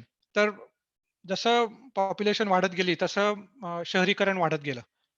आणि मग 2007 साली असं लक्षात आलं, जेव्हा लोकांनी अभ्यास केला त्यावेळेला त्यांच्या असं लक्षात आलं की 66% की most of the people are living in urban areas than rural areas. म्हणजे फॉर एक्झाम्पल त्यांनी असं प्रेडिक्शन केलं की 2050 साली there will be a big imbalance of people living in the rural areas and in the urban areas. म्हणजे ते लोक म्हणतात की 66% लोक हे अराउंड 2050 म्हणजे 2050 साली 66% जगाची population which will be around 6 billion ही शहरी भागात राहत असेल आणि उरलेली रुरल भागात राहत असेल. त्यामुळे काय झालं तर इम्बॅलन्स झाला. शेती ऑब्व्हियसली जेव्हा तुम्ही म्हणता की रुरल भागातनं लोक शहरात आली त्यामुळे शेतीचं प्रमाण घटलं आणि शेती करायला लोक उरले नाहीत. And that's how I was saying about the previous point which is the food chain, की ज्याच्यामुळे अन्न साखळी तुटायला मदत झाली. तर आता हे हे जे लोक शहरीकरण होतं त्याला मेगा ट्रेंड असं म्हणतात. I mean we should call it as a mega trend. आणि जेव्हा हा मेगा ट्रेंड होतो किंवा हा जो मोठा फरक होतो शहरीकरणाचा, तर त्यावेळेला त्याचे खूप मोठी इम्प्लिकेशन्स असतात. त्याचे दूरगामी परिणाम असतात आणि ते परिणाम इकॉनॉमिक डेव्हलपमेंटवर, एम्प्लॉयमेंटवर, income distribution, poverty and social protection या म्हणजे सामाजिक सुरक्षितता याच्यावरती होतात. आणि आणखीन सुद्धा त्याचे इफेक्ट पुढे जाऊन universal access to health care, education, housing, sanitation, water, food and energy या पण मुद्द्यांवरती होतात. आता जेव्हा आपण म्हणतो की universal access to health care, याचं परत आणखीन एक एक्झाम्पल कोविडचं व्हॅक्सिन आहे. आता सध्या जे लसीकरण चाललेलं आहे ते that is one of the example of universal access to the health care. आता सगळ्यांनी लस घेतली पाहिजे आणि सरकार त्याच्यासाठी प्रयत्न करते. आणि जेव्हा सगळेजण लस घेतील त्यावेळेलाच हा कोरोनाचा जो प्रादुर्भाव आहे हा कमी होईल. So that is one of the thing. आणि इथे ऑस्ट्रेलियामध्ये ही जी कोरोनाची लस आहे, कोविड व्हॅक्सिन जे आहे, it is been given free. म्हणजे आमच्याकडे हे फ्री गव्हर्नमेंटने सांगितलं की नाही आम्ही कोणाकडनं पैसे घेणार नाही, आम्ही तुम्हाला फ्री देऊ. सध्या शॉर्टेज आहे आमच्याकडे ते दोन्ही कारणांमुळे, की फर्स्ट थिंग इज आता तुम्ही पेपरात वाचलं असेल की recently we are all in lockdown. आम्ही गेले 2 आठवडे लॉकडाऊन मध्ये आहोत आणि अजून पुढचे 2 आठवडे सिडनी आणि म्हणजे पूर्ण 3-4 स्टेट्स ही ऑस्ट्रेलियातली लॉकडाऊन मध्ये आहेत. स्टे ॲट होम ऑर्डर आहे, आम्ही बाहेर जाऊ शकत नाही. सो तो डेल्टा व्हायरस जो आहे तो इकडे पण आलेला आहे आणि इट्स रॅपिडली इन्क्रीजिंग. आणि 100 दिवसागणिक सिडनीमध्ये 100 लोक सापडत आहेत. आणि तुम्ही म्हणाल 100 लोक काय आमच्या सोसायटीत पण सापडतात, पण if you look at the proportion of the population it is a very big number. आणि त्याच्यामध्ये 2-3 वयस्कर लोकांचा मृत्यू झाला. त्यामुळे गव्हर्नमेंट वॉज व्हेरी कॉशियस आणि त्यामुळे त्यांनी पूर्ण थ्रू आउट सिडनी 2 आठवडे पूर्ण it's complete lockdown. So that's it is is. तर आय मीन त्याच्यामुळे काय झालं की लोकांना आता व्हॅक्सिन घेण्याची गरज वाटायला लागली आणि सरकारने सांगितलं की vaccine will be free but there is a shortage. आणि दुसरं शॉर्टेज असं आहे की आमच्याकडे लोकसंख्या कमी आहे, डॉक्टर्स कमी आहेत, त्यामुळे लस द्यायला डॉक्टर्स नाही आहेत, नर्सेस कमी आहेत. So that is one of the thing as well. आता आणखीन एक जेव्हा मुद्दा आपण लोकसंख्येचा घेतो त्यावेळेला हे जे पॉलिसी मेकर्स असतात, म्हणजे जे लोकसंख्येचे जे पॉलिसीज तयार करतात, ते जेव्हा पॉप्युलेशनच्या संदर्भात नवीन योजना तयार करतात तेव्हा त्यांना एकूण लोकसंख्या किती किंवा लोकसंख्येचं वयोमान किती आणि किती लोक या योजना फॉलो करू शकतील या सगळ्यांचा अभ्यास करावा लागतो. So that is called the population planning. आणि याचं तुम्हाला मी क्लासिक एक्झाम्पल देतो की ऑस्ट्रेलियामध्ये जेव्हा एखादी रेसिडेन्शियल लँड रिलीज करतात, मोठा भूखंड रिलीज करतात लोकांना राहण्यासाठी, तेव्हा या सगळ्या गोष्टींचा विचार करतात. म्हणजे उदाहरणार्थ शॉपिंग सेंटर्स तिथे येतात, नंतर ट्रान्सपोर्टेशन आणि मेडिकल फॅसिलिटीज आणि कम्युनिकेशन्स ह्या सगळ्या गोष्टींचा तिथे अभ्यास करतात. आणि एक्झाम्पल अगदी माझंच देतो मी, की मी आता आमच्या बार्डिया नावाचं सबब आहे, की जे गेल्या 5 वर्षामध्ये नव्याने उदयास आलंय. 5 वर्षापूर्वी बार्डिया शहरामध्ये आय मीन बार्डिया गावामध्ये it was a all forest land होती सगळी. आणि गव्हर्नमेंटने काय केलं, की जशी-जशी लोकसंख्या वाढायला लागली आजूबाजूच्या सबर्ब्समधली, त्यांनी सांगितलं, की वी आर रिलीजिंग लँड. आम्ही एक मोठी लँड आम्ही रिलीज करतोय. मग त्यांनी सगळे जंगल तोडून तिथे प्लॉट्स तयार केले. आणि मग त्याच्यामध्ये मग प्लॉट्स तयार केल्यावरती त्यांनी 2,000 साधारण घरं तयार होतील एवढी जमीन त्यांनी रिलीज केली. त्यामुळे 2,000 घरं आता इथे बांधली गेली आहेत. आणि त्यावेळेला त्यांनी काय केलं, तर पहिलाच तिथे आमच्या बाजूला एक मोठं शॉपिंग सेंटर उभारलं. एक रेल्वे स्टेशन त्यांनी जवळ आणलं. त्याच्यानंतर मेडिकल फॅसिलिटीज दिल्या. इथे एक छोटी प्रायमरी शाळा होती. तिथे साधारण 200 मुलं जायची. ती प्रायमरी शाळा आता पूर्ण मॉडिफाय करून त्यांनी आता 2,000 मुलांची मोठी शाळा बांधली. तर आता हे करताना त्यांनी कुठला विचार केला, की what sort of population is coming in to this area, की जेव्हा ते लँड रिलीज करत होते तेव्हा त्यांनी एक प्रिडिक्शन केलं की इथे younger population will be attracted toward this area, कारण नवीन नवीन घरं असतात त्यामुळे obviously younger people will will will be coming. तर मग त्यांनी साधारण जेव्हा त्यांच्याकडे जेव्हा इथले प्लॉट्स विकले गेले तेव्हा त्यांना अंदाज आला की कुठल्या वयोगटातली ही लोक आहेत. तर साधारण ही इथल्या आमच्या वयोगट इथे सगळी यंगर पॉप्युलेशन राहते, की ज्यांची मुलं नुकतीच आता शाळेत जायला लागली आहेत, जी प्रायमरीत जायला लागली आहेत. त्यामुळे तो विचार करून त्यांनी शाळेची कॅपॅसिटी ही 2000 केली, की आता इथली जी पॉप्युलेशन आहे त्यांना सस्टेन करण्यासाठी, म्हणजे त्यांना मुलांना शिकण्यासाठी कुठे दूर जायला लागत नाही. या गावातच त्यांनी 2000 मुलांची शाळा वसवली. आता या शाळेचा उपयोग आजूबाजूच्या सबब्सला पण झाला आणि जसं मी म्हटलं, जसं ट्रान्सपोर्टेशन म्हणजे रेल्वेचं स्टेशन उभारलं, तर त्या रेल्वेच्या स्टेशनचा फायदा पण 10 सबब्सला झाला किंवा शॉपिंग सेंटर मोठं केलं, त्याचा फायदा झाला. तर हे जे असतात हे निर्णय हे पॉलिसीचे जे पॉलिसी मेकर्स असतात, ते लोकं विचार करून घेतात. It's a long term planning. असं होत नाही की लगेच 2 वर्षात या गोष्टी झाल्या. पण हे 5 वर्षापासून प्लॅनिंग चाललेलं असतं आणि मग ते शेवटी मटेरिअलाइज होतं. आता the life is very easy. So that's it is is. आणखीन एक तुम्हाला उदाहरण देतो, की आता सध्याचा जो सिडनी एअरपोर्ट आहे, हा खूप लहान पडायला लागलाय. कारण Australia is now accessible to the whole world. Basically टुरिझममुळे आहे किंवा मायग्रेशन मोठ्या प्रमाणावर वाढते, की ज्याच्यावर मी नंतर बोलणार आहे. आणि आणि बेसिक आणि स्टुडंट्ससाठी पण बरेचसे मंडळी इकडे विद्यार्थी लोकं येतात. तर त्यामुळे काय झालंय, की आता सध्याची जागा ही एअरपोर्टची जागा ही कमी पडायला लागली. म्हणून आता न्यू साउथ वेल्स गव्हर्नमेंट म्हणजे आमच्या राज्याने असं ठरवलं, की इथे आपण एक नवीन एअरपोर्ट बांधूया. तर साधारण म्हणजे आमच्या घरापासून एक 40 किलोमीटरवरती एक नवीन एअरपोर्ट आता ते बांधतायत. एक 7-8 वर्षात 5 ते 6 वर्षात तो एअरपोर्ट तयार होईल. तर त्या एअरपोर्टचे ऑलरेडी इन्फ्रास्ट्रक्चर त्यांनी सुरू केलंय. म्हणजे त्यांनी ऑलरेडी रेल्वे लाईन टाकून रेल्वे लाईनचं काम चालू झालंय आणि ती रेल्वे लाईन आणि आत्ताचा जो करंट एअरपोर्ट आहे, हे दोन्ही एअरपोर्ट हे त्या रेल्वे लाईनने जोडले जातील. आणि आणखीन एक मला गोष्ट सांगावीशी वाटते, की ॲक्सेसिबिलिटी कशी इथे देतात लोकांना. इथे एअरपोर्टला जायला तुम्हाला सिडनीच्या कुठल्याही भागातून तुम्हाला एअरपोर्टला जाता येतं व्हाया ट्रेन स्टेशन. त्यामुळे हा एक मोठं त्यांनी जाळं ट्रान्सपोर्टेशनचं एअरपोर्टला कनेक्ट केलेलं आहे. व्हिच इज अनदर थिंग, की पॉप्युलेशनचा अभ्यास करून. तर हे एक तुम्हाला उदाहरण मला द्यायचं होतं. तर आता अ, एवढं आपण हे सगळं क्वांटिटीबद्दल बोललो. आता क्वालिटी ऑफ द पॉप्युलेशन ही सगळ्यात महत्त्वाची आहे. क्वांटिटी सगळेच अभ्यासतात, पण quality of the population is is more important as well. आणि एक छोटंसं मी कंपॅरिझन तुम्हाला सांगतो. म्हणजे कुठल्याही देशाला काही दोष द्यायचा माझा विचार म्हणजे माझं काही हे नाहीये. कारण ऑब्व्हियसली मी नेहमी बोलताना म्हणतो, की भारत ही जन्मभूमी आहे आणि ऑस्ट्रेलिया ही कर्मभूमी आहे. सो दॅट्स व्हाय कुठलाही ह्याला दोष नाही द्यायचा. पण कधी कंपॅरिझन करावीशी वाटते. तर पहिली कंपॅरिझन आहे, की बरीचशी मंडळी मला प्रश्न विचारतात, की ऑस्ट्रेलिया भारतापेक्षा किती मोठं आहे क्षेत्रफळाने? तर ऑस्ट्रेलिया भारतापेक्षा साधारण 2.4 टाइम्स ग्रेटर दॅन इंडिया. म्हणजे 2.4 पट भारताच्या क्षेत्रफळाच्या जास्त ऑस्ट्रेलिया आहे. जे तुम्ही नकाशावर बघितलेलं असेल. And population of Australia is 25 million. म्हणजे किती तर 2.5 कोटी ही ऑस्ट्रेलियाची पॉप्युलेशन आहे. आणि आम्ही गमतीने म्हणतो, की मुंबईची पॉप्युलेशन ही ऑस्ट्रेलियाची पॉप्युलेशन आहे. म्हणजे मुंबईची अराउंड 2.2-2.3 म्हणजे 2.3 कोटी असेल. तर आमची 2.5 कोटी ही ऑस्ट्रेलियाची पूर्ण लोकसंख्या. आणि तुम्ही सगळे भूगोलाचे विद्यार्थी आहात, त्यामुळे तुम्ही अभ्यासलं असेल, की most of the Australian population is situated on the coastal areas. म्हणजे ऑस्ट्रेलियाच्या पूर्व किनाऱ्यावर आणि ऑस्ट्रेलियाच्या पश्चिम किनाऱ्यावर. पश्चिम किनारा म्हणजे पर्थ, वेस्टर्न ऑस्ट्रेलिया आणि पूर्व किनाऱ्यावरती म्हणजे सिडनी, मेलबर्न किंवा ॲडलेड, ब्रिस्बेन या बाजूला सगळी अशा ही पॉप्युलेशन आहे. आणि थोडी पॉप्युलेशन नॉर्दर्न साइडला आहे, की जी नॉर्दर्न टेरिटरी आम्ही ज्याला म्हणतो. मधला ऑस्ट्रेलियाचा पूर्ण भाग आहे हा वाळवंट आहे. हे आपण सगळ्यांनी अभ्यासलेलं आहे. तर this is how the population distribution is in Australia. त्यामुळे आणि मोस्टली मॅक्सिमम पॉप्युलेशन कॉन्सन्ट्रेशन हे व्हिक्टोरिया आणि न्यू साउथ वेल्स या 2 राज्यांमध्ये आहे.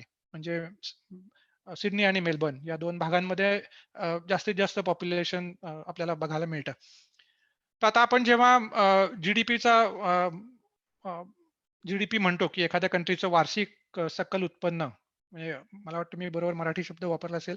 तर gross domestic product and income हे पर कॅपिटा ऑस्ट्रेलियाचं हे $57,000 आहे. तर हे this is another important factor. आणि त्याच्यामुळे काय झालं की Australia is placed 5th position in per capita income because of the small population. त्यामुळे पॉप्युलेशन कमी असल्यामुळे obviously per capita income is high as well. आता आता मी थोडंसं इंटरेस्टिंग फॅक्ट्स, मी जेव्हा अभ्यास केला याचा तेव्हा मी काही इंटरेस्टिंग फॅक्ट्स स्टडी केला, की मी म्हटलं थोडं कंपॅरिझन करूया की भारत ऑस्ट्रेलियामध्ये काय आणखीन आहे. तर पहिला मुद्दा आहे की लाईफ एक्सपेक्टन्सी. तर ऑस्ट्रेलियामध्ये लाईफ एक्सपेक्टन्सी म्हणजे सरासरी आयुष्यमान, की माणूस सरासरी किती जगू शकतो. तर it's around 82 years in Australia and 69 years in India.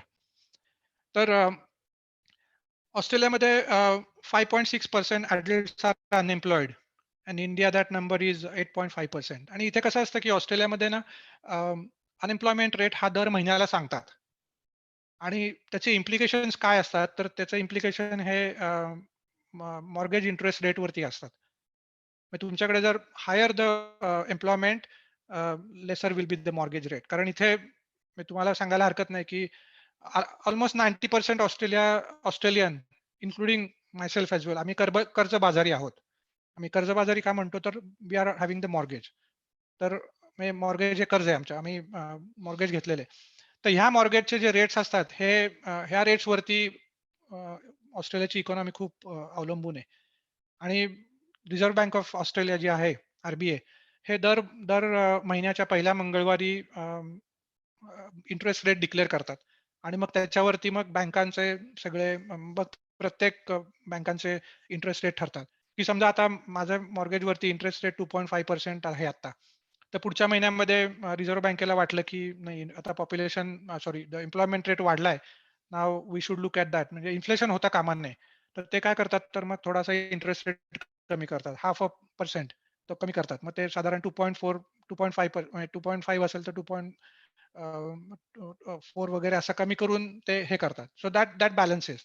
त्यामुळे हे पॉप्युलेशनचे अनएम्प्लॉईड पॉप्युलेशनचे हे जे नंबर्स आहेत हे फार महत्वाचे आहेत आणि हे दर महिन्याला डिक्लेअर करावे लागतात. त्यामुळे हा एक फार महत्वाचा मुद्दा आहे. त्याच्यानंतरचा आणखीन मुद्दा आहे की in Australia there are approximately 12 babies per 1000 people, while in India it's 18 babies per 1000 people. आता मी ह्याच्याबद्दल तुम्हाला एक इंटरेस्टिंग फॅक्ट सांगतो ऑस्ट्रेलियाच्या बद्दल, की इथे जेव्हा एखादं नवीन मूल जन्मतं, जन्माला येतं, तर त्यावेळेला ऑस्ट्रेलियन गव्हर्नमेंट त्यांना न्यूबॉर्न बेबी बोनस त्यांना देतात, म्हणजे पॅरेंट्सना त्यांच्या. So that is around $560 per child. म्हणजे आपल्या करन्सीमध्ये it will be around 28,000 rupees, 28,000 रुपये हे इमिजिएट त्यांना देतात, की तुम्हाला आई वडिलांना मदत, की नवीन बेबी जन्माला आले. कारण Australian government is encouraging the fertility rate. हे कारण आमची पॉप्युलेशन कमी असल्यामुळे ते हाय बर्थ रेटला प्राधान्य देतात. आणि त्याच्यामुळे मग मुलांना न्यू बेबी बोनस त्यांना मिळतो आणि मग पुढची 5 वर्ष हे त्यांच्या पॅरेंट्सना गव्हर्नमेंट पैसे देतं मुलांच्या बाबतीत. अराउंड $500 पर पर मंथ असे त्यांना देतात, की त्यांच्या पालन पोषणाचा खर्चाला हातभार लावण्यासाठी गव्हर्नमेंट पॅरेंट्सना पैसे देतं. तर हा एक महत्वाचा आहे. आणि त्याच्यानंतर इम्युनायझेशन मुलांचं हे कंपल्सरी आहे. त्यामुळे आमच्याकडे एक ना जेव्हा मूल जन्मल्याबरोबर त्याचं एक ब्लू बुक निघतं. एक छोटंसं असं निळं पुस्तक असतं, की ज्या पुस्तकामध्ये फ्रॉम 0 to 5 इयर्स जे काय व्हॅक्सिनेशन होईल ते डॉक्टरांना कंपल्सरी त्याच्यात रेकॉर्ड करावं लागतं. आणि ह्या इम्युनायझेशन रेकॉर्डचं शाळेमध्ये जेव्हा तुम्ही प्रवेश घेता ते बघितलं जातं. ते ब्लू बुक घेऊन शाळेत जावं लागतं. कारण जेव्हा तुम्ही इम्युनायझेशन करता मुलाला, त्यावेळेला ते रेकॉर्ड होतं आणि मग ते शाळा चेक करते, की फायनल इम्युनायझेशन केव्हा झालंय आणि now that child is eligible for the school entry. हा हा फार महत्वाचा मुद्दा आहे, की त्याच्यामुळे इथे लहान मुलं लहान वयात मरण्याचं प्रमाण फार कमी आहे. की आणि दुसरं एक त्यांनी काय केलं, की हे जे इम्युनायझेशन असतं हे त्यांनी लोकांना मिळणाऱ्या म्हणजे जो मॉनिटरी बेनिफिट आहे त्याला त्यांनी ते कनेक्ट केलंय. म्हणजे तुम्ही समजा एखादं इम्युनायझेशन दिलं नाही, आता म्हटलं माझ्या मुलांना हे इम्युनायझेशन नाही द्यायचं, तर गव्हर्नमेंट तुमचं पेमेंट थांबवतं. म्हणजे मुलांना जे देतात $500 जे काय असतील महिन्याला तर ते गव्हर्नमेंट थांबवतं, की जोपर्यंत तुम्ही इम्युनेशन करत नाही तोपर्यंत आम्ही तुम्हाला पैसे देणार नाही. So that is how it has been linked, की त्याचा आणि मुलांच्या एकूण म्हणजे तेच मी जसं सांगितलं, की मुलांचा मृत्यूदर कमी असण्याचं कारण हे तिथे आहे. त्याच्यानंतर पुढचा महत्त्वाचा मुद्दा आहे, की in Australia approximately 100% of the population has the electricity access म्हणजे ऑलमोस्ट सगळ्या लोकांना इलेक्ट्रिसिटी आहे. While in India it is 84% of the population has got the electricity access आणि त्याची कारणं ही वेगळी आहेत. अ, पुढचा फार महत्त्वाचा मुद्दा आहे जो मॉडर्न जगाशी निगडीत आहे, की in Australia approximately 86.5% of the population has internet access while in India it is about 35%. म्हणजे ऑलमोस्ट 85-87% लोकांना ऑस्ट्रेलियामध्ये इंटरनेटचा ॲक्सेस आहे. तर आता हे का शक्य झालं? तर आमच्याकडे 2-3 वर्षापूर्वी गव्हर्नमेंटनी एक मोठी स्कीम आणली होती. NBN नेटवर्क म्हणून, नॅशनल ब्रॉडबँड नेटवर्क. तर हे हे जे नेटवर्क होतं हे पूर्ण ऑस्ट्रेलियाभर त्यांनी पसरलं. And they spent about $42 billion on that म्हणजे $42 अब्ज हे त्याच्यावर त्यांनी खर्च केले. आता बऱ्याच मंडळींना कन्व्हर्जनचा मोह झाला असेल तर just for your information $1 equals 50 Indian rupees.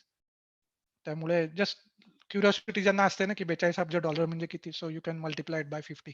So that's it is इज. आणि एक इंटरेस्टिंग आता या कन्व्हर्जनवरनं मुद्दा सांगतो, की आम्ही आता फर्स्ट जनरेशन आहोत ना इथे आम्ही आलो इकडे. तर we are born and brought up in India. त्यामुळे आम्ही कायम रुपयात आपण सगळे व्यवहार करत गेलो. पण जेव्हा I mean when we came initial years मी म्हटलं, की साधारण 2000 ते 2000 ऑलमोस्ट 5-6 सालापर्यंत आम्ही प्रत्येक इथे गोष्टी खरेदी करायचो ना, ते प्रत्येक आम्ही रुपयात कन्व्हर्ट करून बघायचो. की आता आम्ही समजा काही कोथिंबीर आणायला गेलो समजा बाजारामध्ये, तर इट इज अराउंड $3. तर आम्ही म्हणायचो, "अरे ₹150 कोथिंबीर आहे." म्हणजे असं हे कायम आमच्या मनामध्ये होतं. And that that I mean obviously we used to have that कारण आम्हाला आमचा पूर्वीचा पगार हा रुपयामध्ये होता आणि then we we are converted into dollar. पण मग नंतर अजून येतात मनात विचार ते पण हाच विचार माझ्या मुलाच्या मनात येत नाही कारण he is born and brought up here. So he doesn't care about how much we spend in rupees. He things only in dollars. तो म्हणतो $50 हे $50 आहेत. पण आम्ही जेव्हा $50 म्हणतो तेव्हा आम्ही ₹2500 हा आमच्या मनाच्या एका बाजूला एक हा विचार असतो, की अरे एवढं महागडं आपण घ्यायचं का? तर that's it is is. I mean ती मेंटॅलिटी आहे. त्याला तुम्ही कुणीही आलात, कुणीही प्रत्येक इंडियनला तुम्ही जाऊन विचारा, की तुम्ही हे महाग घेतलं का स्वस्त घेतलं? ते काय महागच म्हणतात. And because we always compare the things in India, की अरे आपल्याकडे हे स्वस्त मिळतं. पण पण फॅक्ट आपण एक फॅक्ट स्वीकारत नाही, की now we are not living in Australia, you are living in not in India, we are living in Australia आणि तुमचे पगार हे डॉलर्समध्ये होतात. त्यामुळे why you are worry about the rupees. पण एक मेंटॅलिटी असते. So we can change that. पण ही first generation, next generation it won't. एक जस्ट एक एक्झाम्पल जाता-जाता दिलं. तर मी ब्रॉडबँड नेटवर्कबद्दल बोलत होतो, इंटरनेटबद्दल बोलत होतो आणि गव्हर्नमेंटने एवढा खर्च केला. तर आता मी एक इंटरेस्टिंग तुम्हाला उदाहरण सांगतो. मी बँकेत काम करतो, तर I used to talk with many clients all over Australia. म्हणजे माझं रोज बोलणं असतं लोकांशी. तर मी एका माणसाला असाच फोन केला आणि मी त्याला तो ऑस्ट्रेलियाच्या असा मध्यभागी राहत होता, की तुम्हाला एक उदाहरण देतो, की किती रिमोटली लोकं राहतात. तर तो माणूस म्हणजे अराउंड ॲलिस स्प्रिंग नावाचं तुम्ही ऐकलं असेल, जिथे मोठा एअर्स रॉक म्हणून एक भाग आहे. तुमच्या जिओग्राफीमध्ये तुम्ही ऐकलं असेल. तर त्या भागाच्या आजूबाजूला तो राहत होता. तर मी असंच त्याला एक क्युरिओस काही प्रश्न विचारले, की तो रिमोट किती आहे हे बघण्यासाठी, की मी त्याला आपलं सहज विचारलं, कारण तो क्रेडिट कार्ड त्याचं काही बिल थकलं होतं. तर मी त्याला म्हटलं, "तू पैसे केव्हा भरणार आहेस?" तर तो म्हणाला, की "मी 1 महिन्यानी भरीन." मी म्हटलं, "अरे 1 महिन्यानी का भरणार आहेस?" तर तो म्हणतो, की "माझ्यापासनं पोस्ट ऑफिस हे 400 किलोमीटर लांब आहे" म्हणला. तर मला पोस्ट ऑफिसात मी म्हणतो महिन्यातनं एकदा जातो. मग तेव्हा मला कळलं, की how remotely he is living, की तो किती अगदी एका रिमोट भागात राहतोय. मग मी त्याला म्हटलं, की "तुला काही झालं समजा, तर मेडिकल फॅसिलिटीज तुला कशा मिळतात?" तर तो म्हणतो, की "इथे आमच्यासाठी जे रिमोटली राहतात लोकं, त्यांच्यासाठी फ्लाइंग डॉक्टर्सची एक सेवा असते. म्हणजे जी डॉक्टर स्वतःची विमानं घेऊन त्या भागामध्ये येतात आणि त्यांची छोटी विमानं असतात. ती विमानं ते उतरवतात आणि त्या घरामध्ये जाऊन ते म्हणजे लोकांना तपासतात. So that is called flying doctor. पण त्याच्याकडे म्हणजे मला एक आश्चर्य वाटलं, की he was talking to me on the phone. म्हणजे he was connected with the telephone line आणि he was connected with the internet. म्हणजे तो ते पण म्हटला, की माझं सध्या इंटरनेट ऑनलाईन माझं चालत नाहीये. म्हणजे I could know that he was having the internet. म्हणजे तो इतका रिमोटली राहत असून सुद्धा ही was connected with all those communication lines आणि मला वाटतं हा फार महत्त्वाचा मुद्दा आहे, की ज्याच्यामुळे ऑस्ट्रेलिया हे प्रगतीसाठी आले, की he is aware of what is happening outside the world because of this communication lines. तर हा एक फार महत्त्वाचा मुद्दा आहे. म्हणजे आपण कल्पना करू शकत नाही, की शॉपिंग सेंटर्स आणि ही सगळी 400 किलोमीटर लांब असतील and people are living in that area. So that was the example I just wanted to give it to you. आता how do you measure the population quality of the population? म्हणजे तुम्ही measure कशी करता? तुम्ही म्हणता आता quality of population आहे by the health standards, educational levels and technology. Health facilities affect the life expectancy, strength, and vitality of the people, and on-job training enhances the skill of the labor. And education facilities at primary, secondary, and tertiary levels. तर इथे एक तुम्हाला मला सांगायला आवडेल की इथे ऑस्ट्रेलियामध्ये पब्लिक स्कूल्स हे सगळे फ्री आहेत. म्हणजे if you are a resident of Australia तर तुम्हाला पब्लिक एज्युकेशन फ्री आहे. And when you go to university, if you are Australian citizen, तर तुम्हाला गव्हर्नमेंट पेज द लोन. इकडे इथे फीस खूप महाग असतात. जसे तुम्हाला माहिती असेल जेव्हा बाहेरचे युनि स्टुडंट्स येतात ते पे अराउंड $10,000 पर सेमिस्टर.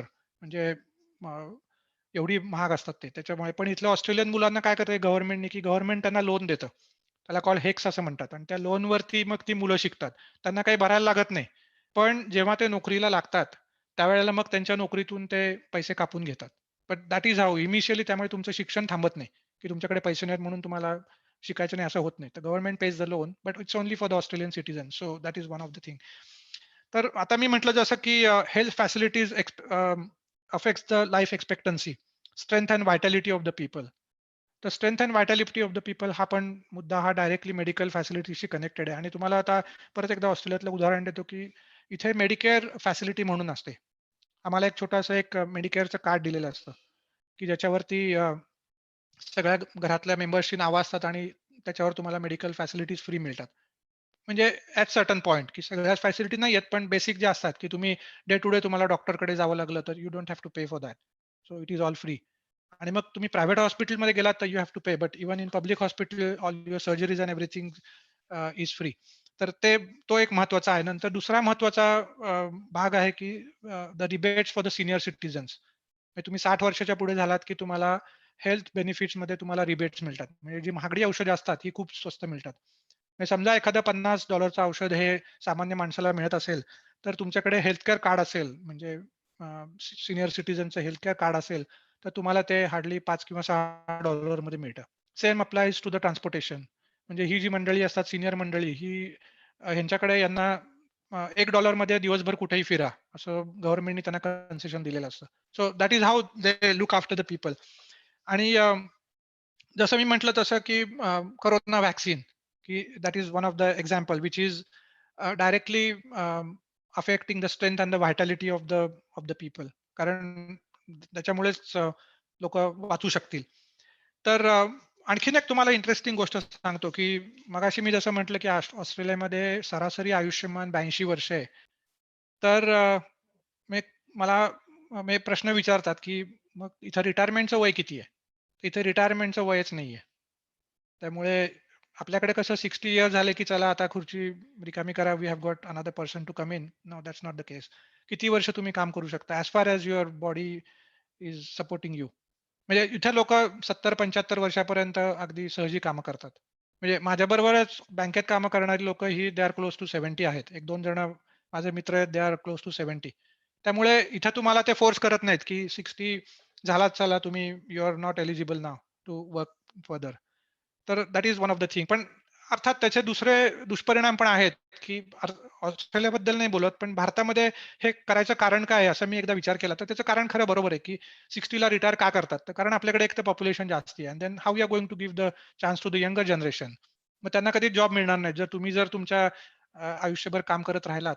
तर that is one of the thing. I mean तो पॉलिसी पॉप्युलेशन म्हणजे पॉलिसीमध्ये जेव्हा विचार केला गेला तेव्हा 60 हे वर्ष तिथे ठरवलं गेलं. पण इथे तसा पॉप्युलेशनचा काही प्रॉब्लेम नाही. त्याच्यामुळे त्यांनी सांगितलं की you can work as much as possible. जसं आपल्याकडे प्रॉव्हिडंट फंड वगैरे जे असतात ते मला वाटतं रिटायरमेंट झाल्यानंतर मिळतात. I don't know exactly. पण इथे तसं ती भानगड नाही. इथे at the age of 67 you will get your superannuation. आम्ही त्याला सुपर अॅन्युएशन म्हणतो. म्हणजे तुम्ही आपल्याकडे कसं 60 ला मिळतं तसं इथे 67 ला मिळतं. आणि याच्यामध्ये गव्हर्नमेंट काय करतं की ते हळू ती वर्ष वाढवत जातं. म्हणजे की गव्हर्नमेंटला हे लोकांना पैसे द्यायला नकोत. हे एक अर्थात पॉलिटिक्स आहे. ह्याच्यामध्ये I am not going to say much about it. But 2 वर्षापूर्वी हे 65 होतं. पण आता त्यांनी चेंज टू 67 म्हणजे लोकांनी 67 वर्षापर्यंत काम करावं असं ते इनडायरेक्टली म्हणतात. त्यामुळे काय होतं की त्यांना पैसे द्यायला लागत नाहीत लोकांना. So that is one of the thing. आता लोकसंख्येच्या गुणवत्तेचे फायदे काय आहेत? So what are the implications of quality of population? The quality of population has a very great impact on development of the country. As the quality of the population increases, the GDP of the country. जसं मी म्हटलं की वार्षिक सकल उत्पन्न हे पॉप्युलेशनच्या क्वालिटीवरती अवलंबून असतं. And also resulting in the better development of the country. Illiterate and unhealthy population are liability to the country. म्हणजे जे अशिक्षित लोकांचं प्रमाण जर एखाद्या देशात जास्त असेल आणि अनहेल्दी लोकांचं प्रमाण जास्त असेल तर दे बिकम द लायबिलिटी. आणि या उलट जर लिटरेट अँड जे शिकलेले आणि healthy population they become the asset. तुम्ही म्हणजे समजा एखाद्या देशामध्ये जर अनहेल्दी पॉप्युलेशनचं प्रमाण जास्त असेल तर गव्हर्नमेंटचे most of the funds are used in the medical facilities. हा म्हणजे तुम्ही जर एखाद्या फॉर एक्झाम्पल थर्ड वर्ल्ड कंट्रीजचं उदाहरण घेतलं, नायजेरिया किंवा तत्सम आफ्रिकन कंट्रीज आहेत, तिथे अनहेल्दी पॉप्युलेशन जास्ती आहे, इलिटरेट जास्ती आहे. त्यामुळे ते अजूनही थर्ड वर्ल्ड कंट्रीजमध्ये त्यांचा समावेश होतो. तर दे don't have that much medical facilities. आणि मग जसं तुम्ही म्हणता की युनेस्कोचे वगैरे आपण फंडिंग करतो त्यांना, की युनेस्कोचे लोक जाऊन तिथे मदत करतात लहान मुलांना, की ज्यांना लहान वयामध्येच व्हिटॅमिनची कमी असल्यामुळे जे वेगवेगळ्या प्रकारचे रोग होतात आपण जे जाहिरातीत बघतो. So that is one of the example. Now, if the proportion of the educated people is higher, then the standard of the population is superior. This is an obvious fact. की तुमच्याकडे जास्त educated people असतील तर त्यांनी standard of population is also very superior. Training not only increases people's understanding, knowledge and skill, but it opens up the new opportunities and enhances the personal earning potential. तर ह्याचं मी तुम्हाला एक आता उदाहरण देतो की ट्रेनिंगच्या बद्दल ऑस्ट्रेलियाचं तुम्हाला उदाहरण देतो की when you are in Australia, when you start a new job, the employer makes sure that you go through an intensive training before you start the work. तर आता जेव्हा तुम्ही एखादा जॉब सुरू करता तेव्हा तुम्हाला इंटेन्सिव्ह ट्रेनिंग करावं लागतं इथे ऑस्ट्रेलियामध्ये. तर ह्याच्यामुळे काय होतं की this helps to produce the quality work and not the quantity work. म्हणजे त्याच्यामध्ये क्वालिटीचा फार महत्वाचा मुद्दा आहे. आणि इथे प्रत्येक इंडस्ट्रीमध्ये there are government and consumer watchdogs. म्हणजे काय कन्झ्युमर वॉचडॉग किंवा गव्हर्नमेंट वॉचडॉग म्हणजे काय तर कंप्लायन्स डिपार्टमेंट्स असतात. आणि ही compliance departments they make sure that the work done is a quality work and it should not threat any risk to the employer. तर मी पण अशाच एका कंप्लायन्स टीममध्ये सिटी बँकेचे मी काम करतो. तर माझं काय काम असतं की I am doing the policing of all the banking processes.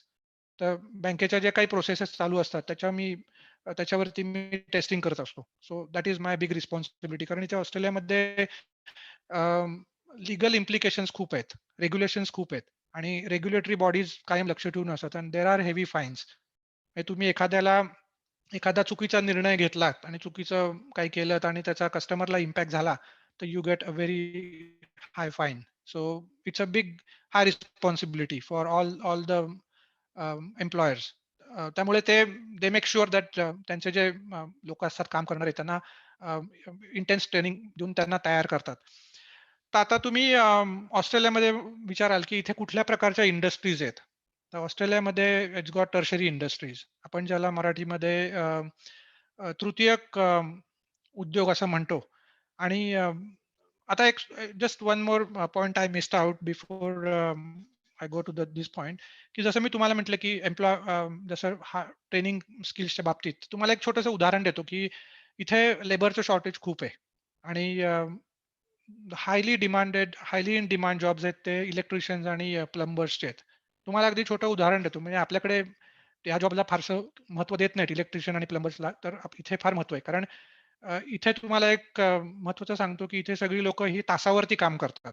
They get paid on आवरली बेसिस. हा एक कन्सेप्ट आहे इथे की तुम्हाला तासाला $30 मिळतात, तुम्हाला तासाला $40 मिळतात. त्यामुळे जे लोक कामं करतात त्यांचं सगळ्यांचं काम ते तासात मोजतात. आणि समजा आता माझा जॉब आहे 9 to 5.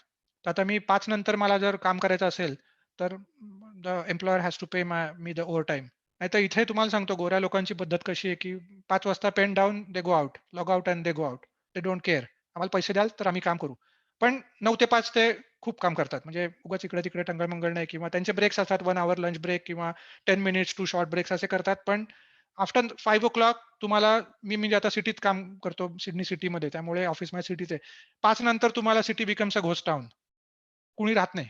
सगळे लोकं निघून जातात. कारण अनलेस इफ यू हॅव तुमचा एम्प्लॉयर म्हणेल, "अगदी अजून एक तासभर काम कर, मी तुला पैसे देतो," तर ते थांबतील. But they are very strict. Pen down, they go out. That's all. They log out आणि ते म्हणतात, "बस आम्हाला एवढंच आम्हाला एवढाच पगार मिळतो, आम्ही एवढंच काम करणार. आम्ही पुढे जाणार नाही." That is one way it is good. म्हणजे काय असतं, की एम्प्लॉयरला कारण लोकांना त्यांचे राइट्स माहिती असतात, की मला जर तू जास्त पैसे देत नाही, तर मी तुझ्यासाठी का काम करू? मग मी माझा 1 तास मी माझ्या फॅमिलीसाठी देईन ना. Why should I spend time with you? That is very important thing. त्यामुळे म्हणजे आता म्हणजे टीका करायची नाही, पण आपल्याकडची मेंटॅलिटी अशी आहे, की लोकं जास्त वेळ काम करत राहतात, पण त्यांना त्याचा मोबदला मिळत नाही. So that is wastage of the human resource ना, की त्यांना आपण अ, त्यांना कामाचा मोबदला देत नाही. पण आणि ती म्हणजे आता उदाहरण नावं घ्यायची नाहीत, पण काही भारतीय मंडळी मॅनेजर लोकं आहेत, ही इथं लोकं अशी कामं करतात आणि मग त्यांना मग लोकांच्या रोषाला जावं लागतं. कारण गोरे लोकं अशा लोकांचं ऐकत नाहीत. मग ते म्हणतात, "no, this is what it is." आम्ही ब्लॅक एंड व्हाईट वागतो इथे. And they just live out. तर दॅट जस्ट एक्झाम्पल मी आता तुम्हाला म्हटलं त्याच्यात एक दिलं मी. पण आता coming back to the point tertiary industry तर ही इथे तृतीयक उद्योग आहेत. तर मोस्टली ऑस्ट्रेलियामध्ये मॅन्युफॅक्चरिंग इज व्हेरी लेस आणि 10% मॅन्युफॅक्चरिंग आहे. त्यामुळे इथे इंजिनिअर्सचं प्रमाण फार कमी आहे. तर तृतीयक इंडस्ट्रीज कोणत्या आहेत? तर mostly they our customer focusing jobs. म्हणजे बँकिंग, टुरिझम, इन्शुरन्स वगैरे अशा ह्याच्यामध्ये लोकं जास्त आहेत. आणि मॅन्युफॅक्चरिंग कमी आहे कारण most of the work is outsourced. म्हणजे फॉर एक्झाम्पल इथे ऑस्ट्रेलियामध्ये खनिजांचं प्रमाण खूप आहे. म्हणजे वेस्टर्न ऑस्ट्रेलियात तुम्ही म्हटलात तर ते that is highly high potential of mineral resources. तर कोल आणि आयर्न ओर आणि सोन्याच्या खाणी पण आहेत. जसं तुम्ही भूगोलात शिकला असाल, कालगुर्डी आणि कालबुर्डी ही जो 2 गावं आहेत, तिथे सोन्याच्या खाणी पण आहेत. तर हे काय करतात, तर हे म्हणजे आयर्न ओर किंवा कोल किंवा हे सगळं इंडिया, चायनाला हे एक्सपोर्ट करतात. कारण इथे लेबर नसल्यामुळे त्यांना ते ते इथे काही त्याचं करत नाहीत आणि दे बाय द फिनिश्ड प्रॉडक्ट्स. ते इम्पोर्ट करतात या देशांकडनं. त्यामुळे ही सगळी खनिज संपत्ती बाहेर जाते. फॉर एक्झाम्पल युरेनियम ॲज वेल. युरेनियमचं पण ते आपल्याला पाठवतात. तर ते त्या ते एक आहे. आणखीन एक तुम्हाला अगदी लेटेस्ट उदाहरण देतो ते कार इंडस्ट्रीचं देतो. आता ऑस्ट्रेलियामध्ये कुठलीही नवीन कार बनवत नाहीत. द लास्ट 2 वेअर निसान नावाची कंपनी होती ती रिसेंटली गेली आणि फोर्ड या 2 कंपन्या होत्या. या पूर्वी मॅन्युफॅक्चरिंग करायच्या ऑस्ट्रेलियात, पण नाऊ दे आर नो मोर. कारण लेबर इज व्हेरी एक्सपेन्सिव्ह आणि मिळत नाही.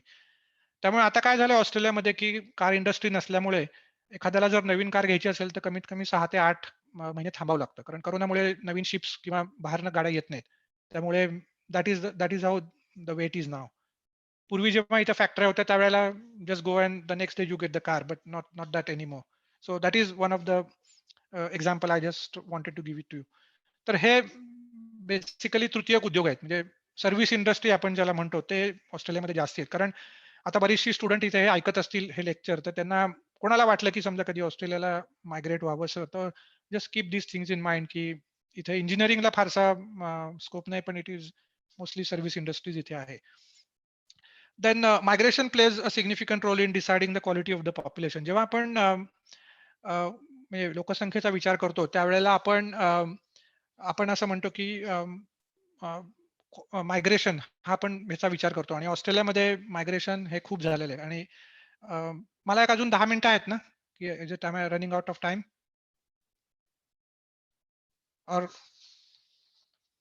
10 मिनिटं आहेत अजून? I think you are on mute.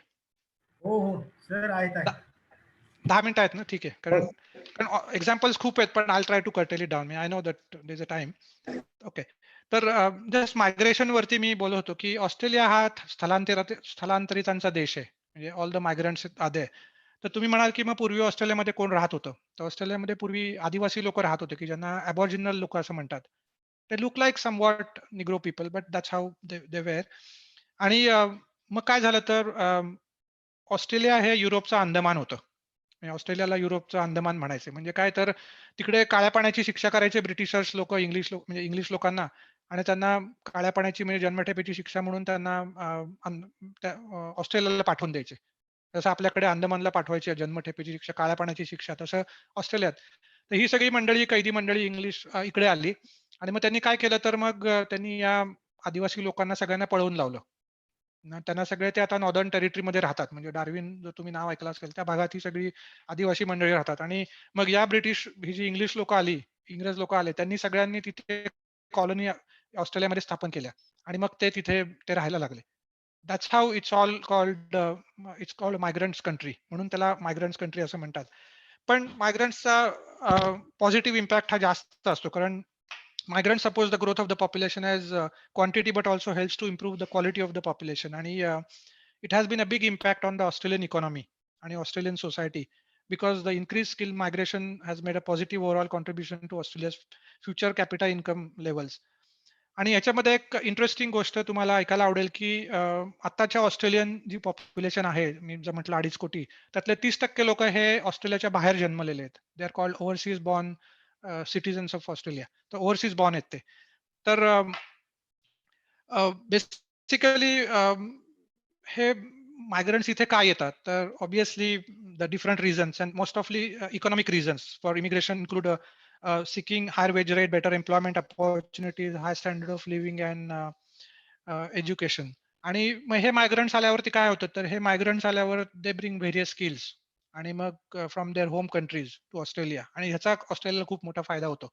तुम्हाला एक छोटंसं उदाहरण देतो जाता जाता की इथे ऑस्ट्रेलियामध्ये जी मराठी पॉप्युलेशन आहे त्याच्यामध्ये ऑलमोस्ट 60-70% लोक हे पुण्यातल्या टेल्को कंपनीतनं आलेले आहेत, टाटा मोटर्स मधनं आलेत आणि तिथे त्यांना अतिशय चांगलं शिक्षण मिळालं. बेसिक स्किल त्यांची खूप चांगली झाली कारण आपल्याकडे बेसिक स्किल्स खूप चांगल्या प्रकारे शिकवतात आणि ते जेव्हा इथे आले तेव्हा त्यांना इथे पटापट जॉब लागले आणि मग त्यांच्या त्या स्किल्सचा उपयोग इथल्या कारखान्यांना झाला. So that is a big big impact असं मला म्हणावं लागेल.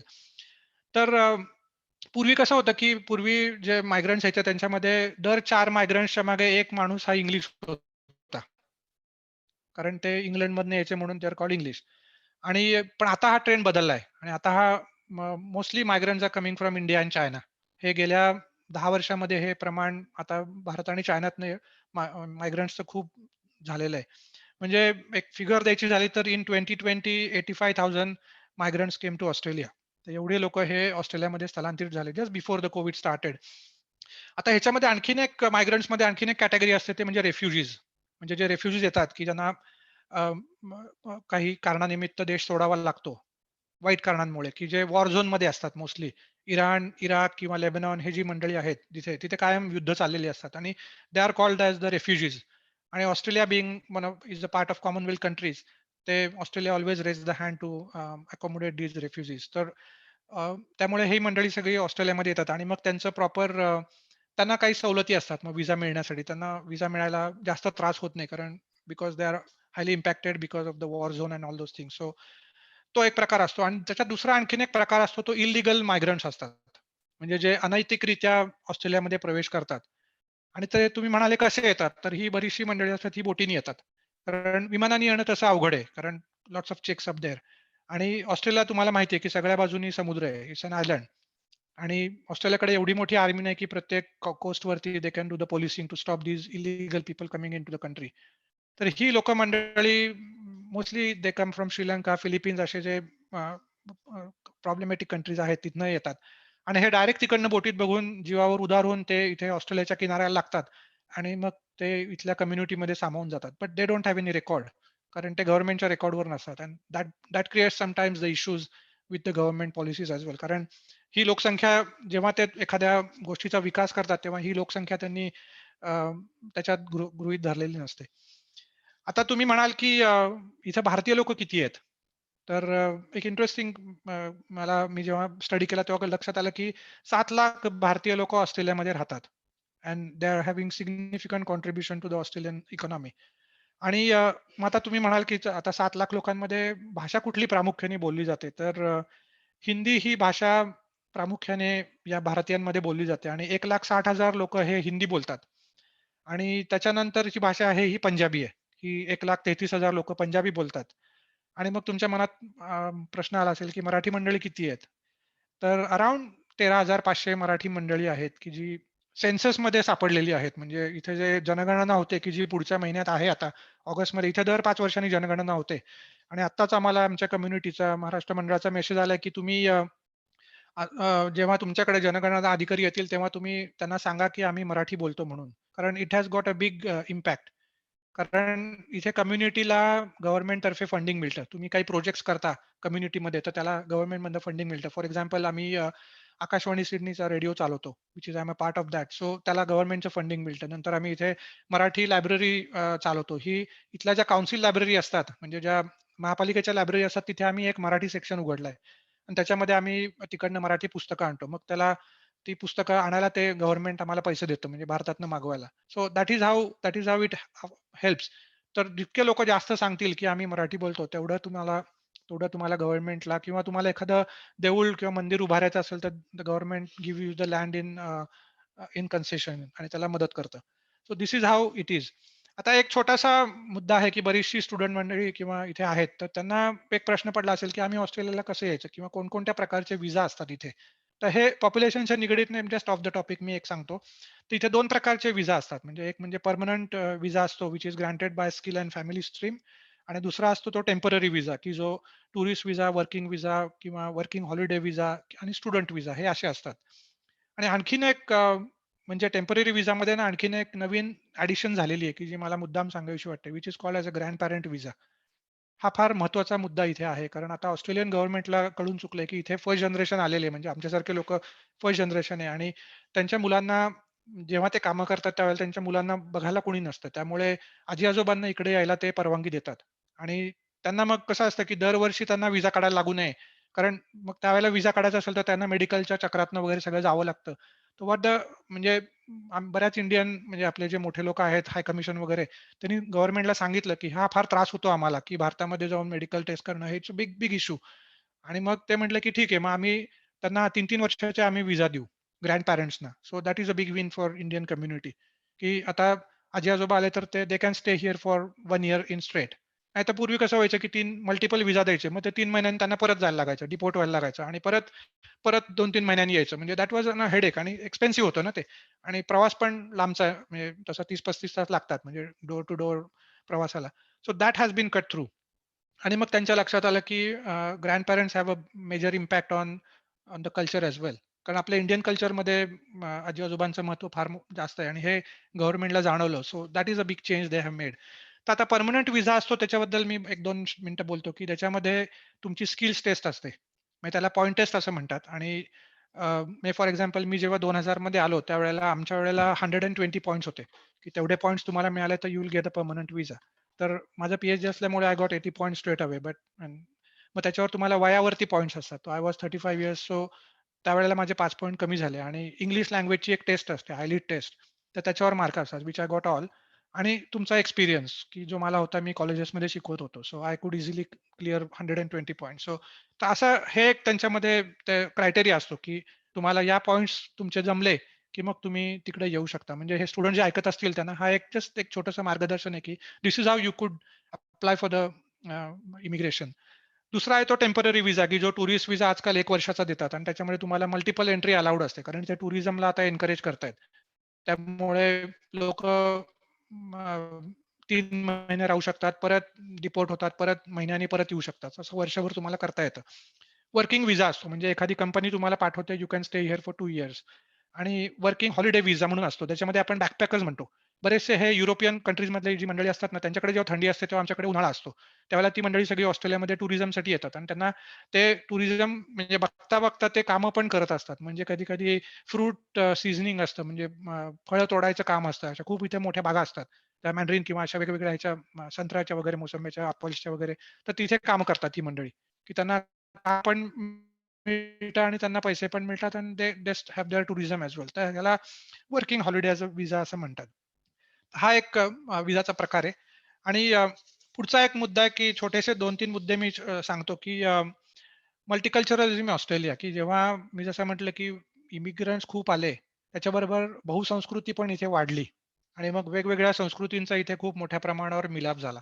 ऑस्ट्रेलियन संस्कृती आता अशी राहिली नाही आणि इथे असं लोकांना इंडियन, चायनीज, नेपोलीज, फिलिपिनो, न्यूझीलंडर असं बोलतात. म्हणजे असं कोणाला हिंदू, मुस्लिम असं कोणी म्हणत नाही. So they are called like for their countries name. तर हे असं म्हणतात, की व्हिच इज अ ब्रॉडर हा मोठा विचार आहे. की असं धर्माबद्दल कोणी बोलत नाही. ते डायरेक्ट कंट्रीच्या मीनिंग बोलतात, की की पाकिस्तानी लोक आहेत तर पाकिस्तानीज म्हणतात, इंडियन्स म्हणतात, ऑस्ट्रेलिया म्हणजे अमेरिकन असं that's how they call it. आणि हा फार एक महत्त्वाचा मुद्दा आणि हे सगळ्यांचं कल्चर आता ऑस्ट्रेलियन कल्चरमध्ये मिक्स झालं. आणि इनफॅक्ट मला एक सांगायला आवडेल, की ऑस्ट्रेलियन जे ओरिजिनल लोक आहेत म्हणजे जे इथले नेटिव्हज आहेत, दे love the Indian culture.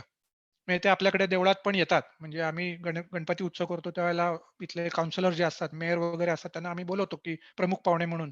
So they come there, बूट चपला बाहेर काढून ते येतात व्यवस्थित. They participate in our all religious ceremonies आणि ते टिळा वगैरे सगळं लावून घेतात. They like it. म्हणजे दॅट्स हाऊ इट इज. आणि तुम्ही इंडियन रेस्टॉरंटमध्ये गेलात तिथल्या तर निम्मे तुम्हाला गोरे लोक दिसतील. They love Indian food as well. So that is one of the thing. आणि हा आपला भारतीयांचा एक खूप मोठा ॲसेट ऑस्ट्रेलियन इकॉनॉमीमध्ये झालेला आहे. आणखीन एक मुद्दा आहे, की Indian population is the second population highly tax paying population. म्हणजे इथे सगळे भारतीय टॅक्स भरतात. हे दुसऱ्या क्रमांकाचे आहेत. म्हणजे ऑस्ट्रेलियन लोकांबरोबर भारतीय लोक हे मॅक्सिमम टॅक्स भरतात. म्हणजे तुमच्या लक्षात आलं, की they are well settled and well of. म्हणजे वेल्दी पीपल आहेत असं ते आहे, की टॅक्स भरतात म्हणजे टॅक्स बुडवत नाहीत. अर्थात इथे टॅक्स बुडवता पण येत नाही, कारण your all all records are linked. म्हणजे जसं तुम्ही एअरपोर्टवर उतरला, की तुमच्या पासपोर्टला सगळी तुमचे बँक डिटेल्स हे रेकॉर्ड झालेले असतात. किंवा तुमच्याकडे मेडिकेअर कार्ड असतं. त्या मेडिकेअर कार्डला तुमचे सगळे रेकॉर्ड झालेले असतात. त्यामुळे गव्हर्नमेंटला तुम्ही फसवू शकत नाही टॅक्समध्ये. त्यांना तुमचे सगळे बँकेचे अकाउंट दिसतं. तुम्ही कितीही म्हणा माझ्याकडे एवढे पैसे नाहीत, तेवढे आहेत ना, इट डझंट मॅटर. ते ते तुम्हाला तेच सांगतात तुमच्याकडे एवढे-एवढे पैसे आहेत. तुम्ही आम्हाला सांगायची जरूर नाही. त्यामुळे इट्स ऑल कनेक्टेड. त्यामुळे ह्याच्यात फसवाफसवी होत नाही आणि म्हणून टॅक्स भरतात, की that is one of the thing as well. आता ह्याच्यामध्ये काय होतं, की एक सिटिझनशिप बद्दल मला बोलायचं आहे, की जे ऑस्ट्रेलियामध्ये जे 10 वर्षापेक्षा जास्त लोकं राहिलेले आहेत ना, ही मंडळी या मंडळींनी सिटिझनशिप घेतली आहे. म्हणजे हा फार महत्त्वाचा मुद्दा आहे.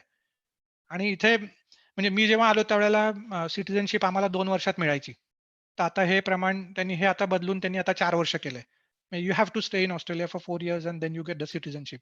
आता ही सिटिझनशिप मिळण्यासाठी तुम्हाला एक रायटिंग म्हणजे रिटन टेस्ट असते. जी सोपी असते, काही अवघड नसते. 20 प्रश्न असतात ते तुम्हाला वाचायचे असतात आणि मल्टिपल क्वेशन्स म्हणजे मल्टिपल आन्सर्स असतात आणि एक छोटासा इंटरव्ह्यू असतो, एवढंच. आणि मग you get eligible for the citizenship आणि एक मोठा सेरेमनी होतो. मग इथल्या लोकल काउन्सिलमध्ये तो सगळे एक 100-200 लोकांचा एक सेरेमनी असतो तो. सो दॅट इज आणि मग तुम्हाला सिटिझनशिपचं सर्टिफिकेट मिळतं which you can apply for then Australian passport.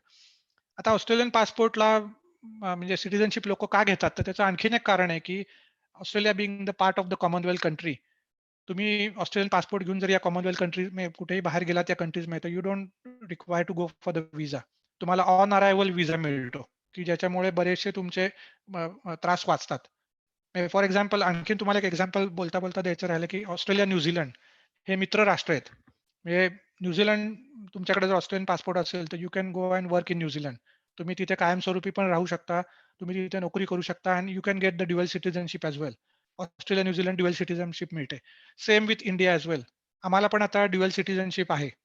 म्हणजे 2007 साली जेव्हा ओसीआयचा जो 2011 मध्ये ओसीआयचा जो रूल आला, ओव्हरसीज सिटिझन्स ऑफ इंडिया, तर हा ह्याच्यामध्ये तुम्हाला भारतीय नागरिकत्व परत घेता येतं किंवा जेव्हा आम्ही ऑस्ट्रेलियन सिटिझनशिप घेतली, तेव्हा we surrender our Indian passport. तो परत द्यायला लागतो. त्यामुळे त्यावेळेला तो कायदा नव्हता, पण आता तो कायदा झाला आणि we got Indian passport as well. तर ह्याच्यात फक्त फायदे काय आहेत आम्हाला, की फायदे काय नाहीयेत, तर we can't vote and we can't buy the agricultural land. तर ह्या 2 गोष्टी फक्त आम्हाला नाहीयेत. But otherwise all privileges same as the Indian privileges. त्यामुळे हा एक फार महत्त्वाचा मुद्दा आहे. तर मला वाटतं उदाहरणं खूप आहेत सांगण्यासारखी. आणि मला वाटतं एक मोर दॅन 1 हॉवर झालेला आहे. त्याच्यामुळे I think hope you have like my lecture after 21 years. So काही चुका झालेल्या असतील बोलताना किंवा मुद्दे इकडचे तिकडे झाले असतील तर I am so sorry. I mean माझ्याकडे अजून आहेत ह्युमन ॲज अ रिसोर्सवर पण मी बोलीन, पण yeah that's okay. I mean I think we should encourage the questions, कारण ते जास्त महत्त्वाचे आहेत. आणि या जिओग्राफीचं म्हणजे पॉप्युलेशन जिओग्राफीशी रिलेटेड मला नका प्रश्न विचारू. थेरीज वगैरे नका विचारू प्लीज. ते तुमचे जगताप सर आहेत किंवा तिथे आणखीन मोठे साहेब मोरे सर बसलेत त्यांना विचारा. Hello, hello. विद्यार्थ्यांना कोणाला काही प्रश्न विचारायचे आहेत का किंवा येस. आपले कोणी किंवा सहकारी असतात? शिक्षकांना सुद्धा काही विचार असतील तरी आय कॅन. म्हणजे इथल्या लाईफस्टाईल बद्दल सुद्धा इट्स मला एक प्रश्न आहे सर. या जसं आता तुम्ही सांगितलं की आपल्याकडच्या काही लोकांना भरपूर तिकडे संधी आहे. हो. तर कोणकोणत्या फील्डमध्ये या संधी आहेत जास्तीत जास्त जे आता आपलं बोलण्यात आलं की बाबा टाटा मोटर्स मधून आलेले आहेत, केंद्रामधून आलेले हो. आहेत. तर ह्या इंजिनिअरिंग Yeah. फील्डमध्ये आलेले लोक आहेत हे नेमकं कोणत्या फील्डसाठी काम करतात? ओके. नाही, हां, हे जी मंडळी आली आहेत, चांगला प्रश्न आहे. Good, thank you. आणि ही जी मंडळी आली आहेत ना, ही त्यावेळेला म्हणजे 2000 साली जेव्हा आली ती 2000 mean they started coming from 1992 to around 2005 पर्यंत ही सगळी बरीचशी मंडळी आली. तर त्यावेळेला कसं होतं ना, छोट्या-छोट्या इंडस्ट्रीज त्यावेळेला होत्या आणि त्यांना त्याच्यामध्ये सहज कामं मिळाली. इथे आहेत म्हणजे अगदी इंडस्ट्री नाही असं नाही. मी जसं म्हटलं तसं 10% लोकं त्याच्यात अजूनही कामं करतायत, व्हिच इज गुड. पण इथे मोस्टली टर्शरी सर्व्हिसेसमध्ये जास्त जॉब्स आहेत. म्हणजे कसं आहे, की तुम्ही बँकिंग फील्डमध्ये तुम्ही अकाउंटंट्स वगैरे असाल, तर त्याच्यात तुम्हाला खूप पैसे मिळतात. किंवा आपल्याकडे तुम्ही पॉलिटेक्निकचे कोर्सेस करून आलात, not necessary you have to be the engineer, पण पॉलिटेक्निकचे कोर्सेस करून आलात, तरी सुद्धा तुम्हाला इथे एक टेफ म्हणून एक इन्स्टिट्यूट असते, की ज्यांना कॉलेजेसमध्ये, युनिव्हर्सिटीजमध्ये वगैरे जायचं नसतं, त्यांना इथे म्हणजे आपल्याकडे जसं व्यावसायिक उद्योग म्हणतात ना, तसं इथे शिकवतात ते. टेफ म्हणून एक छोटी संस्था असते. तिथे त्यात तुम्हाला तुमची ॲक्चुअल एक ऑन जॉब ट्रेनिंगच मिळतं त्याच्यावर. तर ते तुम्हाला करता येतं. पण आय-टीमध्ये पण जॉब्स आहेत, पण ते थोडे भारतीय लोकांनी जास्त घेतलेत. आय-टीमध्ये जॉब्स आहेत आणि मोस्टली बिल्डिंग इंडस्ट्रीमध्ये आहे. कारण आता इथे बिल्डिंग इंडस्ट्री खूप मोठ्या प्रमाणावर वाढायला लागलेली आहे. त्याच्यामुळे सिव्हिल इंजिनिअर्स कोणी असतील तर त्यांना इथे चान्स आहे. कारण आता ऑस्ट्रेलियामध्ये खूप लँड रिलीज होत आहेत आणि लोकं खूप नवीन-नवीन घरं बांधतायत. आणि इथे कसं असतं, की जर तुम्ही पहिल्यांदाच नवीन घर घेत असाल, तर गव्हर्नमेंट तुम्हाला साधारण $15,000 ते $20,000 फर्स्ट होम ग्रँट इथं देतात. फर्स्ट होम ज्याला घ्यायचं असतं त्याला 15,000-20,000 ब्रँड न्यू घर तुम्हाला बांधायचं असेल, तर यू गेट अराउंड $20,000 20 or 25 काहीतरी $1,000 तुम्हाला ते ग्रँट देतात. सो दॅट इज म्हणून मग मी म्हटलं, की त्या इंडस्ट्रीमध्ये सिव्हिल इंजिनिअर्सची जरूर आहे. मग आर्किटेक्टची जरूर लागते. Architects are in demand as well. कारण तुमच्या घराचं आर्किटेक्चर प्लॅनिंग करण्यासाठी लोकं लागतात, which are not many here. So that is one of the thing. त्यामुळे ते आहे आणि इथे कसं होतं ना, की मोस्टली स्टुडंट्स येतात आणि मग ते इथेच ते अप्लाय करतात परमनंट व्हिसासाठी. ते परत जात नाहीत. कारण त्यांना इथली लाईफस्टाईल कळते and they know the the म्हणजे ज्याला आपण म्हणतो रोजची कटकट नसते.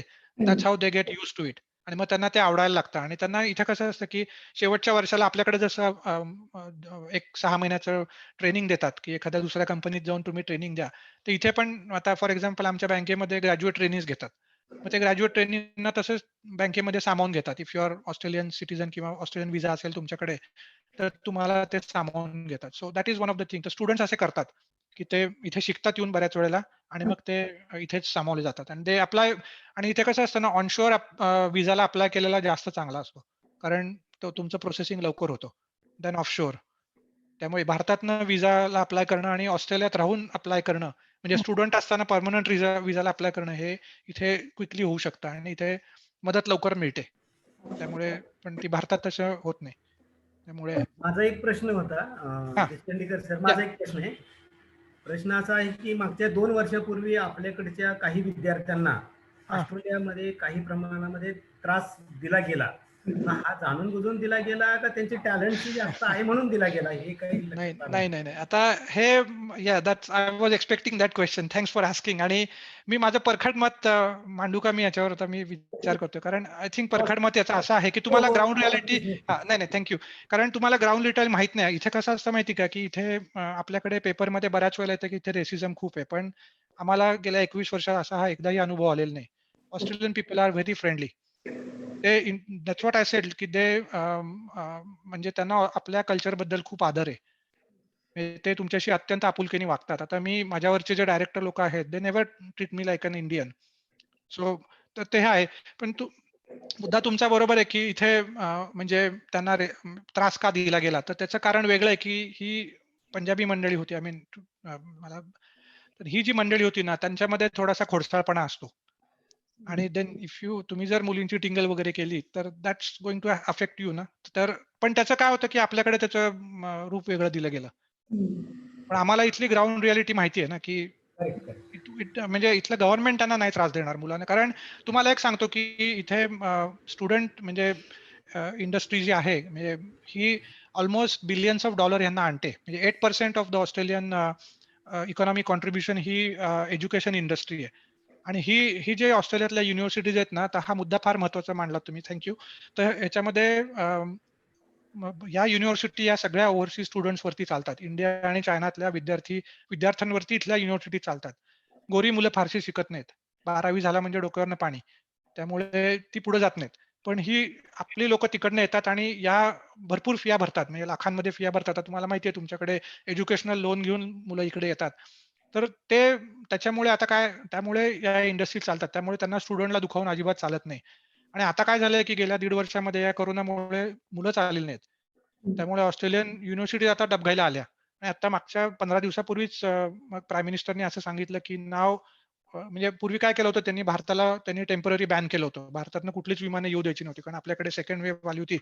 पण आता काय झालं की आता थोडी वेव्ह कमी झाली ना, त्यावेळेला आता मग या युनिव्हर्सिटीजनी आरडाओरडा केला की आता आम्हाला आमच्या प्राध्यापकांना आता कामावरून काढून टाकावं लागते. कारण त्यांना आम्हाला पगार देता येत नाही, कारण स्टुडंट्स नाहीत आमच्याकडे.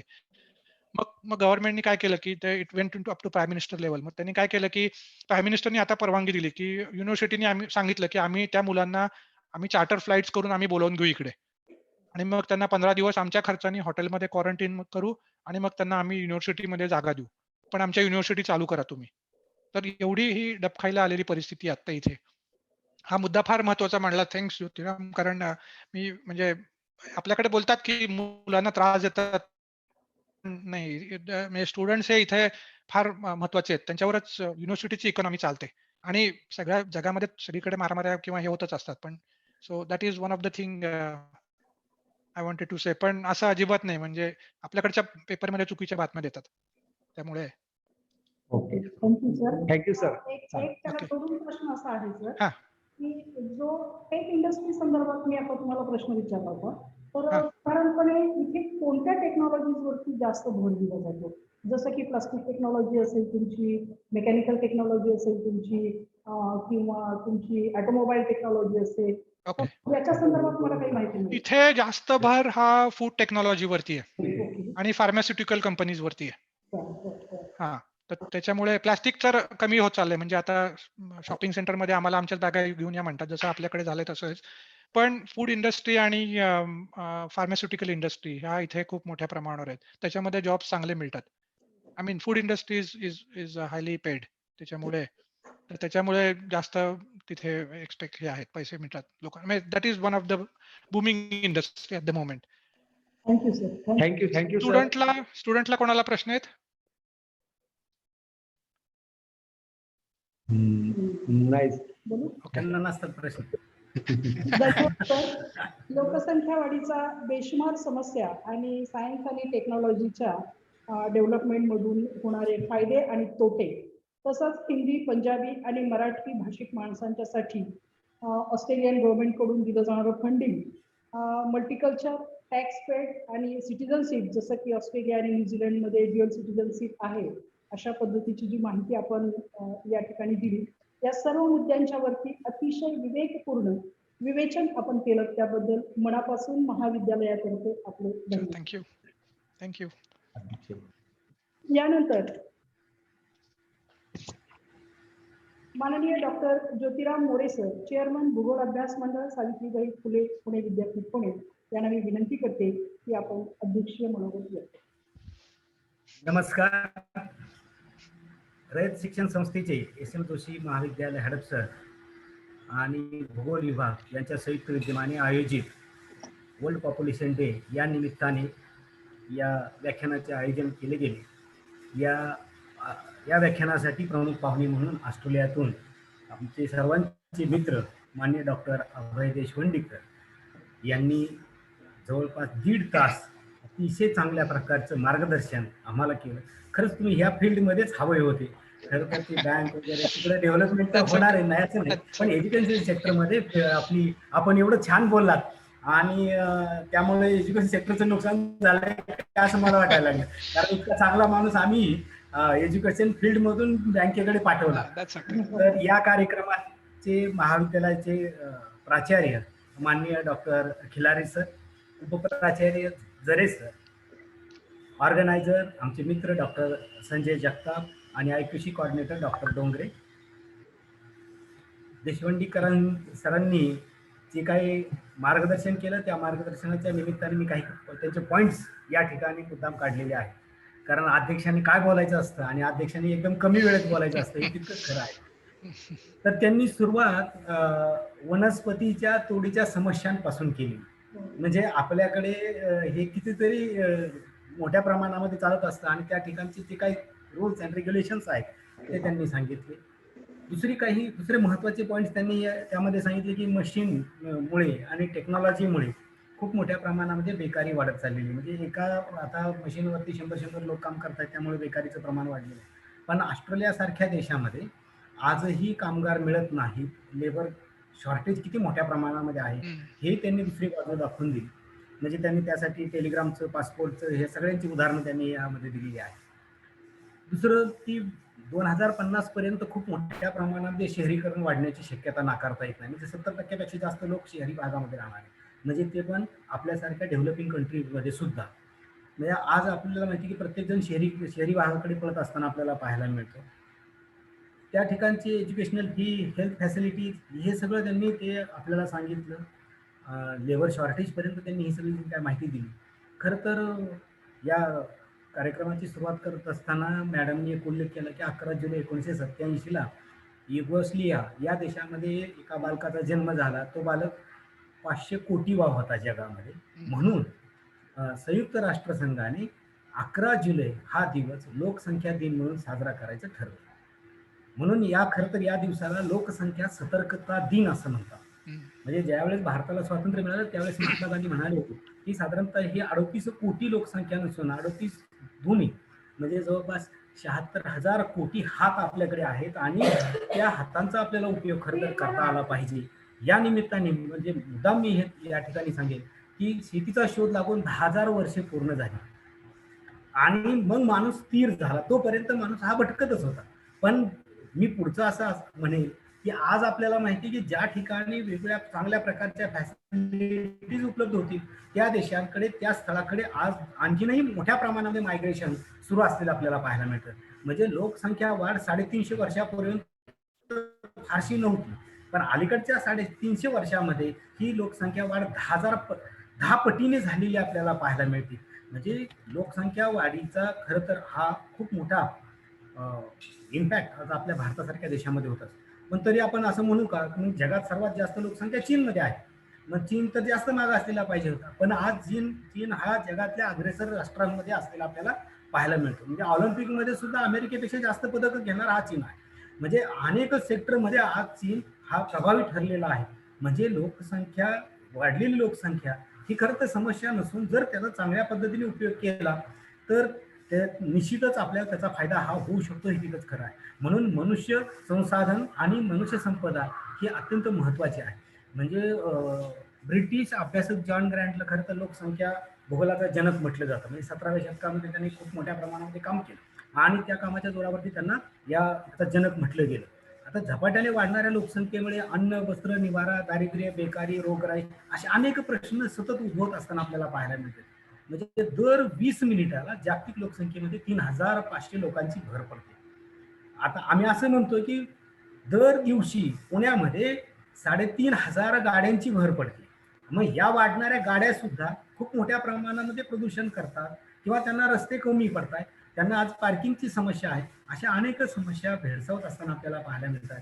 म्हणजे ग्रामीण भागापेक्षा शहरी भागामध्ये या समस्या जास्त असलेल्या आपल्याला पाहायला मिळतात. म्हणजे भारतात जागतिक लोकसंख्येच्या 17% लोक आहेत.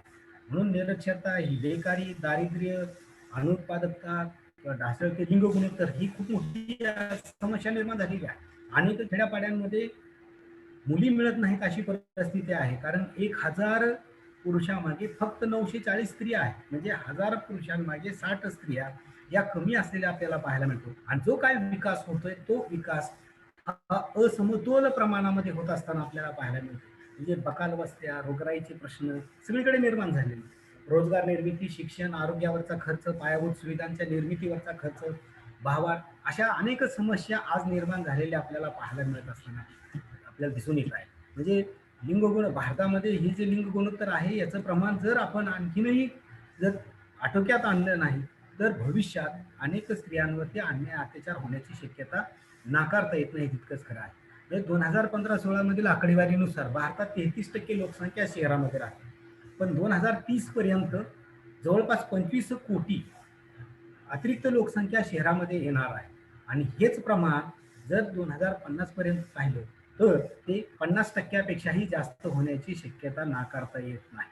म्हणजे आज अनेक देशांमध्ये जवळपास 80%, 70%, काही शहरांमध्ये तर काही देशांमध्ये 90% लोक हे शहरी भागामध्ये राहत असताना आपल्याला पाहायला मिळत आहेत.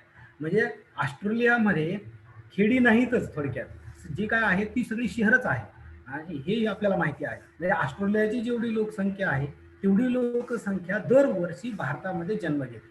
म्हणजे एक ऑस्ट्रेलिया खंड दरवर्षी भारतामध्ये जन्माला येतोय असं म्हटलं तर वावगं ठरणार नाही. म्हणजे इतक्या मोठ्या प्रमाणामध्ये आपली लोकसंख्या वाढते. मग त्या वाढणाऱ्या लोकसंख्येला आज आपल्याला माहिती की अन्न, आरोग्य या सगळ्या सुविधा, शिक्षण पुरवणं ही जरी शासनाची जबाबदारी असली तरी ह्या अनेक अडचणी आपल्या समोर आहेत.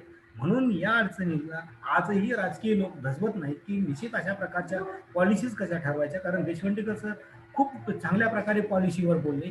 खरं तर या पॉलिसी जर आपण चांगल्या सक्षम केल्या गेल्या म्हणजे चीन सारखं नाही करायचं की एक कुटुंब एक आपत्ती आणि त्याचे दुष्परिणाम कदाचित होऊ शकतात.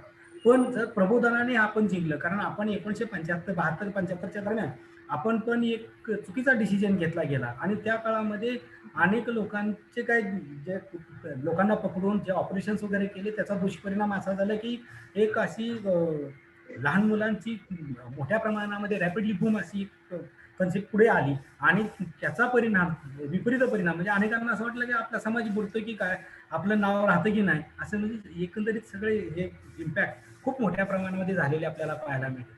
म्हणजे जगाची लोकसंख्या 2050 पर्यंत देशपांडेकर सरांनी सांगितल्याप्रमाणे ही जवळपास 10 अब्ज होणार आहे. म्हणजे आता 960 कोटी किंवा कदाचित 1000 कोटी पर्यंत जाण्याची शक्यता नाकारता येणार नाही आणि त्याच्याजवळ आपण पोहोचलेलो आपल्याला पाहायला मिळतं. या सगळ्या गोष्टी आणि त्यामुळे लोकसंख्या दिन का साजरा करायचा आहे तर त्या दिनाचं औचित्य साधून आपल्याला ह्या तरुणांपर्यंत आपल्याला पोहोचायचं आहे किंवा छोटं कुटुंब कसं सुखी कुटुंब असू शकतं आणि ह्या सगळ्यांचे आपल्याला कसे फायदे पुढे भविष्यात होऊ शकतात हेच आपल्याला या ठिकाणी जाणून द्यायचे आहे. आणि म्हणून मी अधिक वेळ न घेता, कारण 1.5 तास देशवंडीकर सर बोललेले आहे आणि मी त्याच्यावरती जास्त भाष्य करणं हे खरं तर योग्य ठरणार नाही. त्यांनी अतिशय चांगलं मोलाचं आपल्याला मार्गदर्शन केलं. या संयोजकांनी खरंच मला या ठिकाणी बोलवलं त्याबद्दल मी त्यांचे आभार मानतो. आपण ऐकून घेतले त्याबद्दल आपले आभार मानतो आणि या ठिकाणी थांबतो. धन्यवाद. जय हिंद, जय महाराष्ट्र. धन्यवाद सर. Very nice. आजच्या कार्यक्रमाचे अध्यक्ष माननीय ज्योतिराम मोरे सर, आपण अतिशय बहुमूल्य मार्गदर्शन केलं. भारतामध्ये जागतिक लोकसंख्येच्या प्रमाणामध्ये लोकसंख्येच्या प्रमाणात जर आपली लोकसंख्या पाहिली तर त्या प्रमाणामध्ये बहुसंख्य किंवा भरमसाठ वाढ झालेली दिसेल. पण आपण जो पॉझिटिव्ह दृष्टिकोन विद्यार्थ्यांच्या समोर ठेवला की लोकसंख्येचा जर चांगल्या पद्धतीनं उपयोग करून घेतला तर ती निश्चितपणे फायदेशीर ठरेल. खूप धन्यवाद सर. यानंतर कार्यक्रमाचं आभार प्रदर्शन करण्याची विनंती भूगोल विभागाचे प्रमुख डॉक्टर संजय जगताप सर यांना मी विनंती करते. आजच्या या कार्यक्रमाचं आभार प्रदर्शन आपले उपप्राचार्य डॉक्टर महादेव झरे सर करणार होते, परंतु संस्थेचे आता एक पत्र आलेलं आहे त्याचं उत्तर देण्याकरता ते साहेबांच्या बरोबर जरा तिथं एंगेज झालेले आहेत. त्यामुळं या कार्यक्रमाचं भूगोल विभाग प्रमुख या नात्याने आपल्या सर्वांचं या ठिकाणी आभार मानण्याची जबाबदारी परत एकदा माझ्यावरती आपल्याला आलेली दिसते.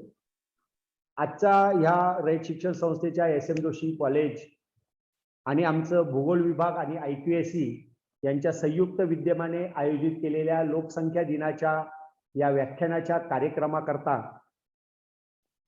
आपल्याकडे असणारे अध्यक्ष माननीय डॉक्टर ज्योतिराम मोरे सर, जे आमच्या भूगोल विभागाचे चेअरमन आहेत, सावित्रीबाई फुले पुणे विद्यापीठाचे, यांनी अध्यक्षस्थान भूषवलं आणि अध्यक्षस्थान भूषवून त्या ठिकाणी आपलं अध्यक्षीय मनोगत व्यक्त केलं.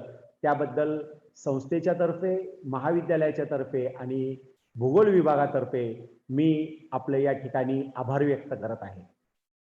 आजच्या कार्यक्रमाचे प्रमुख वक्ते माननीय डॉक्टर अभय देशवंडीकर सर, जे भूगोल तज्ज्ञ आहेतच, परंतु त्याचबरोबर एका वेगळ्या क्षेत्रामध्ये, बँकिंग क्षेत्रामध्ये ज्यांनी आपला ठसा उमटवलेला आहे आणि सिटी बँक ऑस्ट्रेलियाचे ते व्हाईस प्रेसिडेंट आहे. अत्यंत ओघवत्या शैलीमध्ये ज्यांनी ऑस्ट्रेलिया आमच्या समोर आणून उभा केला, ते की अगदी थोडेसे प्रश्न अजून आपल्याला वेळ असतं तर आपण विचारू शकलो असतो त्यांना, आणि म्हणजे उद्या मी तिकीटच बुक करायला पाहिजे ऑस्ट्रेलियाचं, अशा पद्धतीने ऑस्ट्रेलियाबद्दलची माहिती इतक्या चांगल्या पद्धतीने कंपॅरेटिव्ह स्टडी भारत आणि ऑस्ट्रेलियाचा आपण आमच्या विद्यार्थ्यांसमोर आणि आमच्या सगळ्या सहकारी प्राध्यापकांच्या समोर या ठिकाणी करून दिलात. त्याबद्दल सर आपलंही संस्थेच्या वतीने, आमच्या महाविद्यालयाच्या वतीने आणि भूगोल विभागाच्या वतीने मी या ठिकाणी जाहीर आभार व्यक्त करतो. थँक्यू. त्याचबरोबर हा कार्यक्रम घेण्याकरता आमचे माननीय प्राचार्य डॉक्टर चंद्रकांत खिलारे सर यांनी आम्हाला परवानगी दिली, त्याबद्दल त्यांचंही आभार व्यक्त करतो. आमचे उपप्राचार्य जरे सर आणि डोंगरे सर यांचंही या ठिकाणी मी आभार व्यक्त करतो. आजच्या कार्यक्रमामध्ये उपस्थित राहिलेले झुलॉजी विभागाचे प्रमुख डॉक्टर पांढरबळे सर, की आता तुम्ही म्हणताल की अगोदर पांढरबळे मॅडम होते, आता सर कुठून आले, तर हे दोघं जण आमच्याकडे जोड आहे. डॉक्टर पांढरबळे सर झुलॉजीचे आणि आतापर्यंत सूत्रसंचलन केलेल्या डॉक्टर पांढरबळे मॅडम या पॉलिटिकल सायन्स डिपार्टमेंटमध्ये आहेत. तर या दोघांचेही या ठिकाणी मी आभार व्यक्त करतो. इतिहास विभागाचे प्रमुख डॉक्टर देवकाते सर कार्यक्रम सुरू झाल्यापासून आपल्या बरोबर आहेत, त्यांचेही आभार व्यक्त करतो. आमचे सायन्स फॅकल्टी प्रमुख डॉक्टर काकडे सर या ठिकाणी ऑनलाईन आपल्याशी जोडलेले आहेत. काकडे सर आपलेही आभार. माझ्या सर्व सहकारी प्राध्यापकांचं या ठिकाणी मी आभार व्यक्त करतो. विद्यार्थ्यांचा आभार या ठिकाणी व्यक्त करतो आणि अध्यक्षांच्या परवानगीने आजचा हा कार्यक्रम संपला असं या ठिकाणी जाहीर करतो. Thank you very much. Thank you. Deshwandikar sir, भेटू आपण. येस मी नंबर घेतो तुझा. हो चालेल. Yeah will have a talk, no problem. Thank you. Okay bye. Thank you sir. Leave करायची meeting sir? Yeah that's okay. Yes sir. Thank you very much. Thank you. No problem.